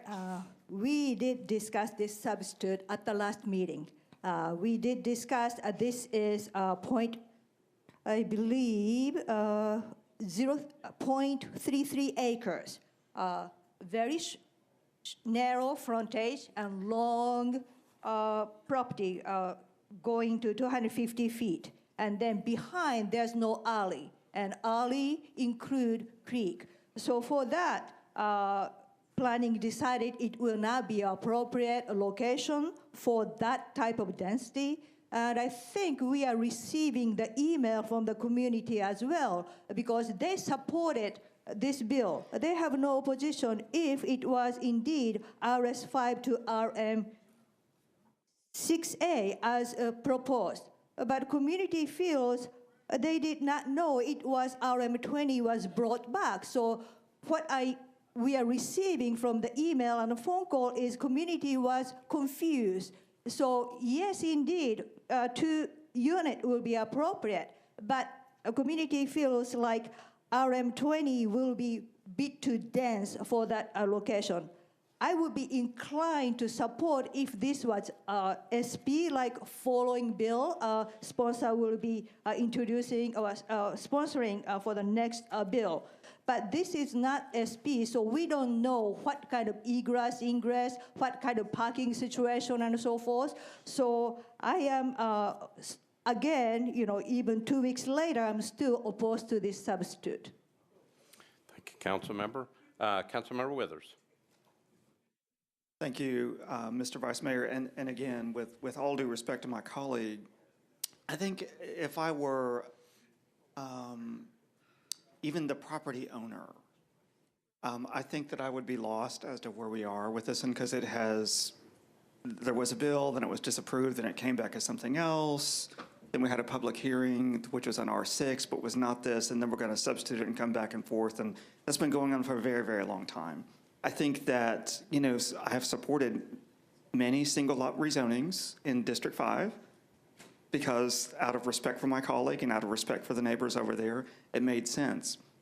Councilmember Johnson has raised the reasons why this one is different than some of those other single lot zonings where, you know, maybe it could be appropriate to rezone from RS5 up to an RM zoning. There are objective infrastructure-related reasons why that doesn't make sense on this parcel. Those conditions are not going to be changed by public input as much as the neighbors want to support their neighbor, which I totally agree with. So because this has been such a confusing process, I really have a procedural question, and maybe that'd be either for planning or for Mr. Jameson. Like, for the sake of this property owner, if the bill stays at R6, it can pass and we can be done. And that property owner gets some additional zoning entitlements, and like this process is over. However, if this substitute, my question is, if this substitute is applied, what happens to the bill as R6? Is it possible If an RM version of this bill still is defeated by this council, does the bill entirely go away, or is it possible at least for that person to get back to R6, which we think that probably would pass? So if the substitute is adopted tonight, then it's at RM 20. And then if that's defeated, the entire bill goes away. You'd have to start again if you wanted to go back to some other zoning classification. If the substitute tonight is defeated, he's still at R6 and could move approval of that or not. Well, thank you for that clarification, because like I said, this process has gone through so many iterations that it's pretty unusual, and I can't keep track of it myself. So, I mean, if it were me, I mean, just speaking like if it were me, if I were the property owner, I'd rather kind of go with what I think I could get, which would be R6, because it seems like it's pretty risky to me in that the factors that we have identified that make an RM bill a disapproved bill are not going to be changed. Like the creek's not going to go away and the alley's not going to be built. That's not going to change. And so then it really becomes very, very risky for that property owner. And I would just, again, encourage my colleague to think like, I know my colleague wants to help out constituents and help them get additional zoning entitlements, get additional either rental income or higher sales prices potentials. And that's between my colleague and his constituents. But like, I personally believe that like a sure thing is better than something that is that risky as something that we know is still going to be a disapproved bill and is still going to require 27 votes to pass. So I will defer to my colleague, but I'm personally am not inclined to support the substitute at this time. Right. For those reasons. Thank you, Councilmember. Councilmember Rosenberg. Previous question, please. Yeah. All right, so there's been a call for the previous question. All in favor of voting on the previous question, say aye. Aye. Opposed, no. We're on the previous question. So let me make sure we're all clear. BL 2018-1413 by Councilmember Davis. The motion is to move the substitute, re-refer it back to the Planning Committee, and schedule a public hearing for the first meeting in May. That's what we're voting on, okay? All those in favor of the motion say aye. Aye. Opposed, no. The motion carries. So that's what we will, you want to go on the board?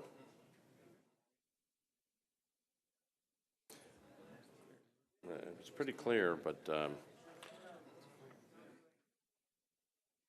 the motion was clear that it passed. No other things, then we move on. BL 2018-1415 by Councilmember Scott Davis. Ordinance to amend Title 17 of the Metropolitan Code of Laws by changing from RS5 to SP zoning for property located at 1300 North 5th Street at the northwest corner of North 5th Street and Douglas Avenue, 0.34 acres, to permit up to 10 multifamily residential units. Councilmember Scott Davis. Committee reports, please. Referred to Planning and Zoning, Councilmember Bedney.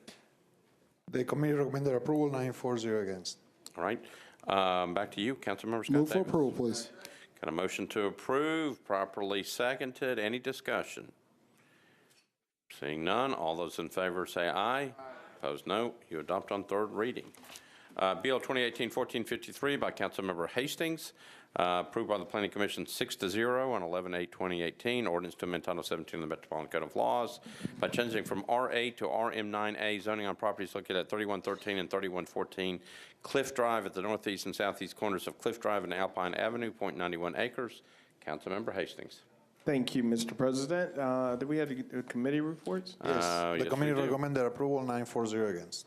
All right, back to you, Councilmember Hastings. All right, Mr. President, we were called and asked by the individual to defer this indefinitely. So is your motion to defer indefinitely? Defer it indefinitely, yes. All right, so there is a motion to defer indefinitely. It's been properly seconded. Any discussion? Seeing none, all those in favor say aye. Aye. Opposed, no. The motion to defer indefinitely passes. Thank you. All right. BL 2019-1464 by Councilmember Scott Davis. This was disapproved by the Planning Commission 6-0 on February 28, 2019. Ordinance to amend Title 17 of the Metropolitan Code of Laws by changing from SPR to RM15A, zoning for property located at 1218 Montgomery Avenue at the southwest corner of Douglas Avenue and Montgomery Avenue, 0.20 acres. Councilmember Scott Davis. Thank you, Vice Mayor. Committee reports, please. All right, Councilmember Bedney, you're recognized. The committee recommended deferral of 1 million and re-refer to the planning committee, 10-4-0 against. All right, thank you, Councilmember. Back to you, Councilmember Scott Davis. I got defer for 1 meeting and re-referral to the planning committee, please. Defer, so the motion is to defer 1 meeting and re-refer back to planning and zoning.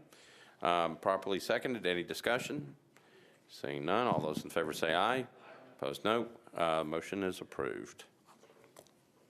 Bill 2019-1465, as amended by Councilmember Glover, approved with conditions, disapproved without, by the Planning Commission 5-3 on 12/13/2018. Ordinance to amend Title 17 of the Metropolitan Code of Laws by changing from AR2A to SP zoning on property located at 6280 North New Hope Road, west of the terminus of Landings Way, 10.0 acres, to permit 54 single-family lots. Councilmember Glover. Thank you, Vice Mayor. I'm not going to bore you to death with this. We've had numerous discussions regarding this. This is one of those that is challenging. Unfortunately, there's some folks for it, there's folks against it. And I always try to find a middle ground. On this one, we've been unable to, but I'm here to tell you right now, we're talking about maybe 10 homes, a total of 54. And so the thing that the people who are in favor of it, what they wanted was improvements to the road, which that's in this, it's an SP, okay? So no ifs, ands, or buts. We read today that, well, what if they decide to build a 3-story building? They can't, it's an SP.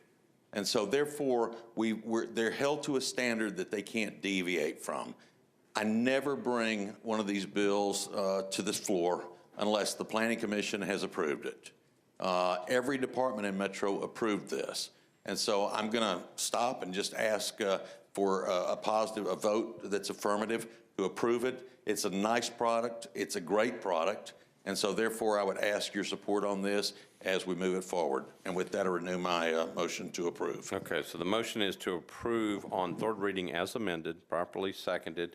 Councilmember Johnson. Thank you, Vice Mayor. If you look back, there's still concerned neighbors who still feels like their input was not heard. And we have received tons of emails. And I do respect all the process and so forth, but when I hear their voice was not heard, it hurts me because every council member has a different process. And I understand this was approved by Planning Commission, but I think those neighbors sitting 2 meetings in a row, it's almost 10 p.m., because they want us to hear their voice. They want be in the process. They want be make this product better to suit their community. They're not opposing just sake of opposing. They understand they do accept some density. They do understand a property owner will want to develop that land. But they wanted to get involved in the process and make sure their too narrow rural street, the safety of those rural streets is addressed, and safety of their community is addressed, and density. If they do have lower the density, they would prefer to work with the developer. Would that be able to have good product with lower density? So I think to me, I'm not there to support it. And I do understand, everybody does different community engagement. And, one of my zone change bill, I literally had 10 community meetings. It literally took 2 years.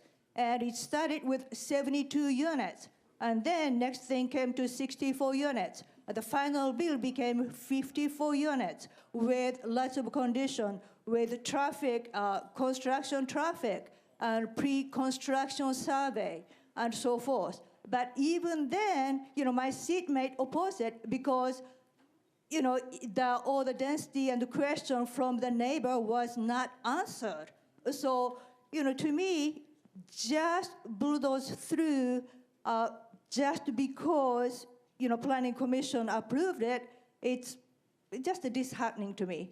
So at this juncture, I understand, but I won't be able to support this one. Thank you, Councilmember. Councilmember Hastings. Yes, Mr. President, call for the question, please. Okay, there's been a call for the previous question. All those in favor of the previous question say aye. Opposed, no. Previous question. We have an abstention on the previous question. All right, thank you. Madam Clerk, if you will note that there was an abstention from over in that area over there. All right, so we are voting on we are voting on BL 2019-1465 as amended on third reading. Madam Clerk, we're going to have to go on the machines. If you will open the machines. Again, we're voting on BL 2019-1465 as amended.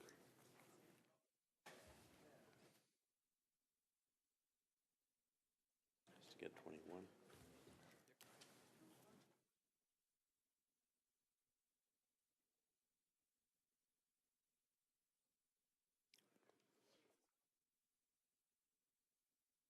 Madam Clerk, if you will close the machines, take the vote. 23 in favor, 8 against, 3 abstentions. Right. BL 2019-1465 as amended passes. BL 2019-1468 by Councilmember Scott Davis, approved by the Planning Commission 9-0. Ordinance to amend Title 17 of the Metropolitan Code of Laws by changing from RS5 to R6 zoning for property located at 707 Ward Street, approximately 220 feet east of Jones Avenue, 0.34 acres. Councilmember Scott Davis. Thank you. Thank you, Vice Mayor. Committee reports, please. Planning and Zoning, Councilmember Bedney.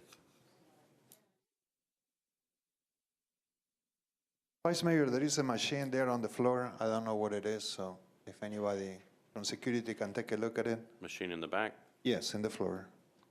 1468, there is a recommendation to approve 940 against. All right, back to you, Councilmember Davis. Let's move for approval.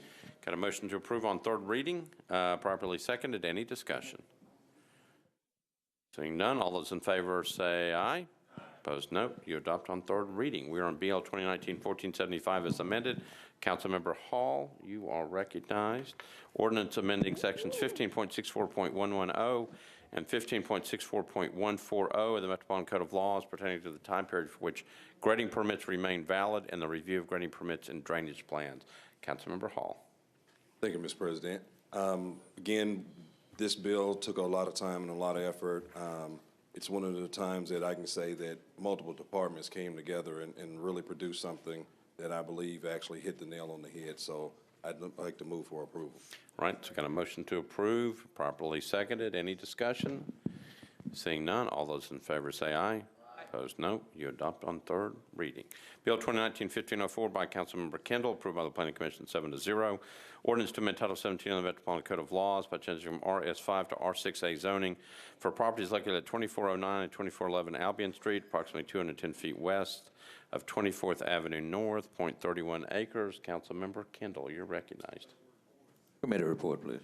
All right, goes to Planning and Zoning. Councilmember Bedney. We recommended approval, 940 against. All right, back to you, Councilmember Kendall. Move approval. A motion to approve on third reading. We're on 1504. No one in the queue. All in favor say aye. Opposed, no. The 1504 is passed on third reading. We're checking on the device in the back. I think it's okay. Bill 2019-1505 by Councilmember Scott Davis, approved by the Planning Commission 8-0. Ordinance to amend Title 17 of the Metropolitan Code of Laws by changing from RS5 to R6 zoning for property located at 888 Carter Street, approximately 170 feet west of McPherrin Avenue, 0.15 acres. Councilmember Scott Davis. Thank you, Vice Mayor. Committee reports, please. Councilmember Bedney. We recommended approval, 1040 against. All right, back to you, Councilmember Davis. Move for approval, please. Motion to approve, properly seconded. Any discussion? Seeing none, all those in favor say aye. Opposed, no. You adopt on third reading. Bill 2019-1506 as amended by Councilmember Van Rees. Ordinance to amend Title 17 of the Metropolitan Code of Laws by amending a neighborhood landmark overlay district to permit wedding and events for property located at 1020 Gibson Drive, approximately 190 feet south of Barbara Drive, 12.87 acres, zone R15, and within a historic landmark overlay district and neighborhood landmark overlay district. Councilmember Van Reese, you're recognized. Yes, I need to move an amendment to the amendment. All right, let's get committee reports in first. Councilmember Bedney. The committee recommended approval of the amendment and the legislation as amended, 10-4-0 against on both times. All right, thank you. Okay, now back to you, Councilmember Van Reese. Thank you. I would like to interject that the Preds did win tonight, 3-0, thanks to 22 saves from Mr. Rene. Okay. I wanted to make sure that this amendment was done before we got to third reading. Actually, after the public hearing and continued discussion with the folks, in the area. Did I move it? No, you're looking at me like. You need to move the I amendment. just assumed that Bedney almost did that for me, so I would like to move the bill as amended. All right. Amended. Well, let's get the amendment moved first. So you've got a motion to amend. This is a planning bill, so you can amend on third reading. I did that. There's a motion to amend, Yes. properly seconded. Any discussion on the amendment? Seeing none, all those in favor say aye. Opposed, no. The amendment is on. Now back to your bill as amended. Thank you for that clarity. Mr. Mayo reached out to me and asked if there's any way that we could expedite getting an address at the cash line entrance. And I would like to thank personally Bonnie over at Public Works for making sure that we got this done promptly. There is now a new address at 125 Cash Lane. It's at the end of the dead-end street, right at the driveway where the parking will take place for these weddings and events. In addition to that, Mr. Mayo asked me to please include on the amendment further restriction in regard to making sure that he was clear with the community that it is his intent to make sure to put on all promotional materials, marketing efforts, et cetera, that the address is 125 Cash Lane, and therefore redirecting traffic to due west and to enter in on the Cash and not through the neighborhood. So I appreciate both the community and particularly the property owner for doing this, and for Public Works for their assistance in making sure that it happened in time for third reading. And with that, I ask for your approval. All right. I've got a motion to approve on third reading as amended. You've got two amendments on it. It's been properly seconded. Any other discussion? Councilmember Elrod? Thank you, Mr. Vice Mayor. Is this west due west or east due west? East due west is in District 7. West due west and just plain old due west are in District 8. So, but I got rid of old due west. But thanks for asking. I think I'm terribly confused. All right, so we're on third reading on 1506 as amended. Any other discussion? Seeing none, all those in favor say aye. Opposed, no. You adopt 1506 as amended is approved on third reading. Bill 2019-1507 by Councilmember O'Connell, approved by the Planning Commission 9-0 on 1/10/2019. An ordinance to amend Title 17 of the Metropolitan Code of Laws by changing from IWD to MUNA zoning for property located at 193 Little Green Street, approximately 100 feet east of Edgar Street, 0.15 acres. Councilmember O'Connell. Thank you, Mr. President. I'd like to request committee reports, please. All right. Councilmember Bedney, Planning and Zoning. The committee recommended approval, 9-4-0 against. All right, back to you, Councilmember O'Connell. Thank you, Mr. President. Move approval. Got a motion to approve, probably seconded. We're on third reading. Councilmember Elrod, is that from before? All right, I'm going to take that off. All right, so I got a motion to approve 1507 on third reading, properly seconded. Any other discussion? Seeing none, all those in favor say aye. Opposed, no. You adopt. BL 2019-1508 by Councilmember Syracuse. This is approved by the Planning Commission 9-0. Ordinance to amend Title 17 of the Metropolitan Code of Laws by changing from R10 to CS zoning for property located at 563 and 579 Upshaw Drive unnumbered, and a portion of 2729 Shacklet Drive, approximately 370 feet south of Shacklet Drive. It's 1.10 acres. Councilmember Syracuse. Thanks, Vice Mayor. Committee reports, please. Councilmember Bedney, Planning and Zoning. Committee recommended approval, 9-4-0 against. All right, back to you, Councilmember Syracuse. Move approval. Got a motion to approve, properly seconded. Any discussion? Seeing none, all those in favor say aye. Opposed, no. You adopt on third reading. 2019-1509 by Councilmember Bedney, ordinance to amend Title 17 of the Metropolitan Code of Laws by amending a specific plan on property located at 1638 Bell Road at the southeast corner of Bell Road and Old Hickory Boulevard, 6.64 acres to permit 70 multifamily residential units, 1,500 square feet of retail use, and maintain the existing 31,200 square feet of office business school. Councilmember Bedney. Committee report. Councilmember Bedney, what about that committee report? The committee recommended approval, 9-4-0 against. All right, and back to you, Councilmember Bedney, for your bill. This was an interesting process. The community came together with the developer to tweak what he was proposing. They wanted to see some commercial at the bottom. This is an existing college that went out of business, and now this is going to repurpose that site, and hopefully we'll be able to find another use for the college, but I hope that I have your support on this legislation so they can get started. Thank you. All right, so I got a motion to approve on third reading. We're on 1509. Properly seconded. Any further discussion? Seeing none, all those in favor say aye. Opposed, no. You adopt. Bill 2019-1510 by Councilmember Scott Davis, approved with conditions, disapproved without by the Planning Commission. Ordinance to amend Title 17 of the Metropolitan Code of Laws by amending a specific plan on property located at 1214 and 1216 Gallatin Avenue, approximately 240 feet southwest of Douglas Avenue, 4.46 acres to permit a self-service storage facility on Lot 1, and all uses permitted by the MUL zoning district on Lot 2. Councilmember Scott Davis. Thank you, Vice Mayor. Committee reports, please. Councilmember Bedney, Planning and Zoning. We recommended to approve, 9-4-0 against. All right, back to you, Councilmember Scott Davis. Move for approval, please. Got a motion to approve, properly seconded. We're on third reading. Any discussion? Seeing none, all those in favor say aye. Opposed, no. You adopt. Bill 2019-1511 by Councilmember Van Rees, approved by the Planning Commission 9-0.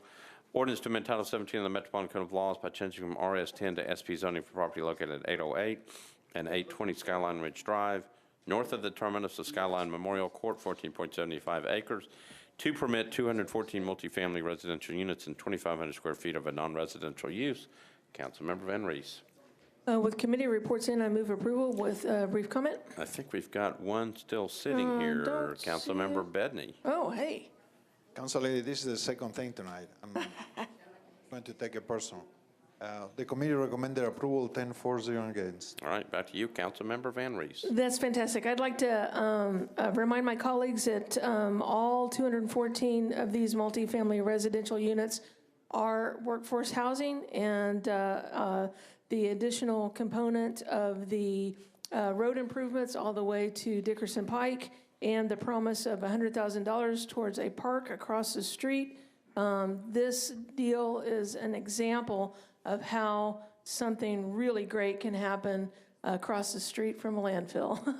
I move your approval. This is on Skyline Ridge, used to be Old Due West. Great. All right, so I got a motion to approve on third reading. It's properly seconded. Any discussion? Good. Seeing none, all those in favor say aye. It's not a landfill anymore. Opposed, no. You adopt on third reading. Bill 2019-1512 by Councilmember Anthony Davis, approved by the Planning Commission 9-0.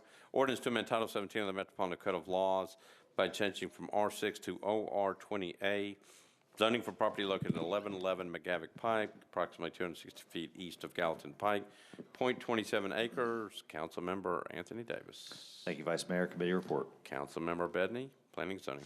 Committee recommended approval, 10-4-0 against. Okay. Councilmember Davis. Move approval. Okay. Got a motion to approve on third, properly seconded. Any discussion?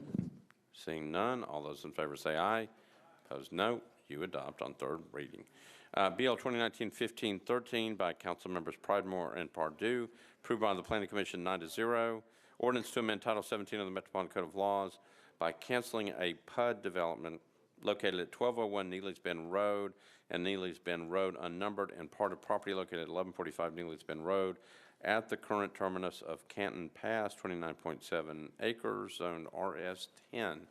Councilmember Pardue.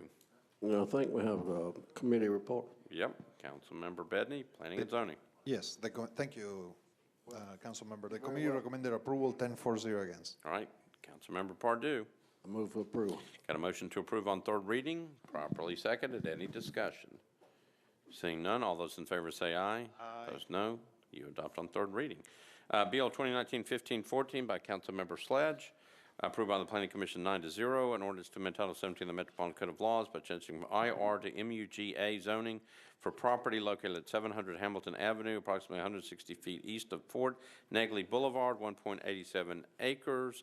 Councilmember Sledge, you're recognized. Thank you, Mr. Vice Mayor. Committee report.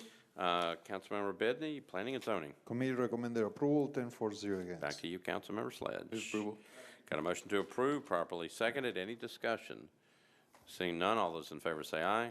Opposed, no. You adopt. Bill 2019-1515 by Councilmember Kendall, approved by the Planning Commission 9-0. Ordinance to amend Title 17 of the Metropolitan Code of Laws by changing from RS5 to R6A zoning for property located at 1712 14th Avenue North, approximately 260 feet west of Wheelis Street, 0.22 acres. Councilmember Kendall. Committee report, please. Councilmember Bedney. Committee recommended approval, 10-4-0 against. Back to you, Councilmember Kendall. Move approval. Got a motion to approve, properly seconded. Any discussion? Seeing none, all those in favor say aye. Opposed, no. You adopt. Bill 2019-1517 by Sledge, O'Connell, and Rosenberg. Ordinance to authorize expungement of public records regarding violations of a metropolitan ordinance under certain circumstances. Councilmember Sledge. Thank you, Mr. Vice Mayor. There is a friendly amendment that's been filed, but I have to ask for a suspension of the rules to consider it. All right, so I've got a motion to suspend the rules to consider amendment before this body. Is there objection? Seeing none, Councilmember Sledge, you're on your amendment. Thank you, Mr. Vice Mayor. I could yield to the sponsor of the amendment if he wants to do further explanation. It is a housekeeping amendment that's meant to improve the bill, and I would ask for your support. All right, so it's a housekeeping amendment. Councilmember Sledge has moved the amendment on 2019-1517, properly seconded. Any discussion on the amendment? Seeing none, all those in favor of the amendment say aye. Aye. Opposed, no. Amendment is adopted. You're back on your bill as amended. Thank you, Mr. Vice Mayor. Move approval with a brief explanation. All right, so there's a motion to approve as amended. This is 1517. Properly moved, properly seconded. Back to you, Councilmember Sledge. Thank you, Mr. Vice Mayor. I wanted to thank everybody's support, those who are co-sponsoring this bill and those who spoke in support on second. As described in that hearing, this is a bill that will basically follow the lead of some of what the state legislature has done in allowing for the expungement of metro ordinance offenses when all other restitution has been made, so that people can be made whole again. I did want to make one little note that I didn't make the last time. This was brought to me by some attorneys who were doing some pro bono work, and I want to thank in particular Mike Stevens at Bradley who brought this to me. These were 3 attorneys doing this work, all 30 years old or younger, having practiced law for 3 years or fewer. So I think it's encouraging to see young attorneys out there doing good work for our city. With that, I would move approval. All right. Got a motion to approve on third reading. It's been amended, properly moved as amended, properly seconded. Any discussion? Seeing none, all those in favor say aye. Opposed, no. You adopt. 1517 as amended is passed. 2019-1519 as amended, Allen O'Connell, ordinance amending SO 93-740 to authorize complete closure of streets and alleys located on Vanderbilt University campus. Councilmember Allen. Thank you, Mr. Vice Chair. Move approval. Okay, got a motion to approve, properly seconded. Any discussion? Seeing none, all those in favor say aye. Opposed, no. You adopt. Bill 2019-1520 as amended, Councilmembers Allen and O'Connell. Ordinance amending BL 2278 as amended to authorize complete closure of a portion of 24th Avenue South. Councilmember Allen. Thank you, Mr. Vice Mayor. Move approval. Okay, got a motion to approve, properly seconded. This bill is being moved as amended. Seeing nobody in the queue, all those in favor say aye. Aye. Opposed, no. You adopt. Bill 2019-1521 by Councilmember Kendall. Ordinance providing the honorary street name designation of St. Thomas Midtown Way for a portion of 20th Avenue North. Councilmember Kendall. I believe as an amendment, I'm going to move the amendment. Okay, so you're going to need to suspend the rules to get this thing in front of us. Okay. All right, so I got a motion to suspend the rules to get an amendment before this body. Any objections? Okay, so seeing no objections to the amendment, we're now on your amendment. Councilmember Kendall. Okay, I'd like to move the amendment with a brief explanation. All right, so I got a motion to move the amendment, properly seconded. You're on your amendment. This amendment is really just housekeeping to specifically give the boundaries of this street name change, honorary name designation. Okay. So now I'll move the amendment, move the bill as amended. Let's get the amendment first. I got a motion on the amendment. It's been properly seconded. Any discussion on the amendment? Councilmember Allen. Thank you, Mr. Vice Mayor. I just wonder, what are those boundaries? I believe you have them, Mr. Jameson. I think it's Patterson Street to Charlotte Avenue. Is that correct? Hold on. Got it. It was Church Street to Patterson Street, now it's Church Street to Charlotte Avenue. Okay. Okay. Councilmember Allen, answer your question. Okay.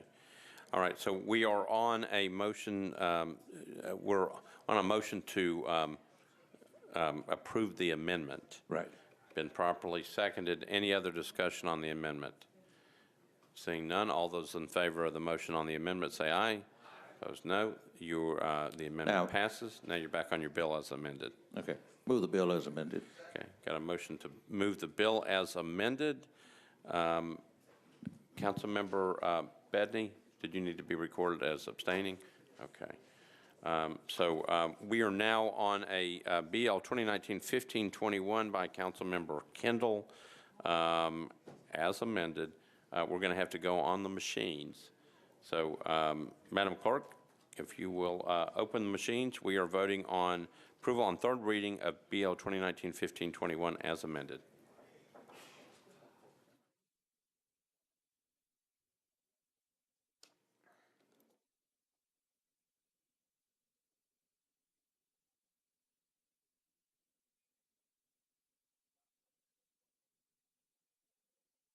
All right, Madam Clerk, close the machines, take the vote. 27 in favor, 2 abstentions. Right, BL 2019-1521 by Councilmember Kendall as amended, passes. BL 2019-1522 by Councilmembers Weiner, Vercher, and others. An ordinance authorizing the acquisition of certain right-of-way easements, drainage easements, temporary construction easements, and property rights by negotiation or condemnation for use in public projects in the Metropolitan government, initially for purposes of Public Works Department project number 2017 R30, Highway 70 South Sidewalk Improvements. Councilmember Weiner.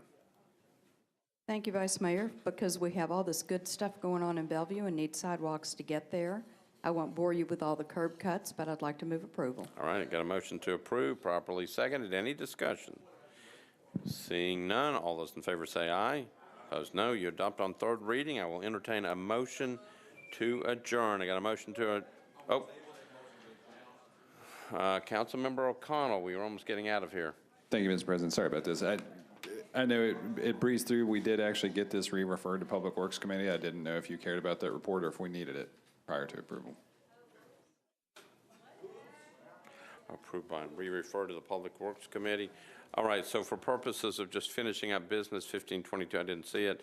1522 got re-referred to the Public Works Committee. What did you all do? Well, Mr. President, I'm delighted to inform you that the Public Works Committee voted to approve 8 in favor, 0 against. I do need to take a point of personal privilege here and let you know that in the fine print of the incentive we just passed, we now have to say, Alexa, adjourn me. Do I have a motion to adjourn? Yes. Properly moved, properly seconded. All in favor say aye. Opposed? We just adjourned the meeting. I'm not even seeing a thing. Councilmember Roden, it better be good. Oh. So Councilmember Roden, you should have said if people are taping it and didn't want to know what the score was. All right. So we are adjourned.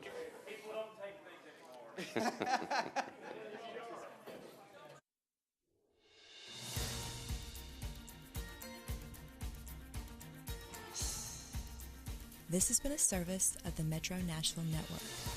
If you would like to see this presentation again, or for more information about this and other programs, visit nashville.gov.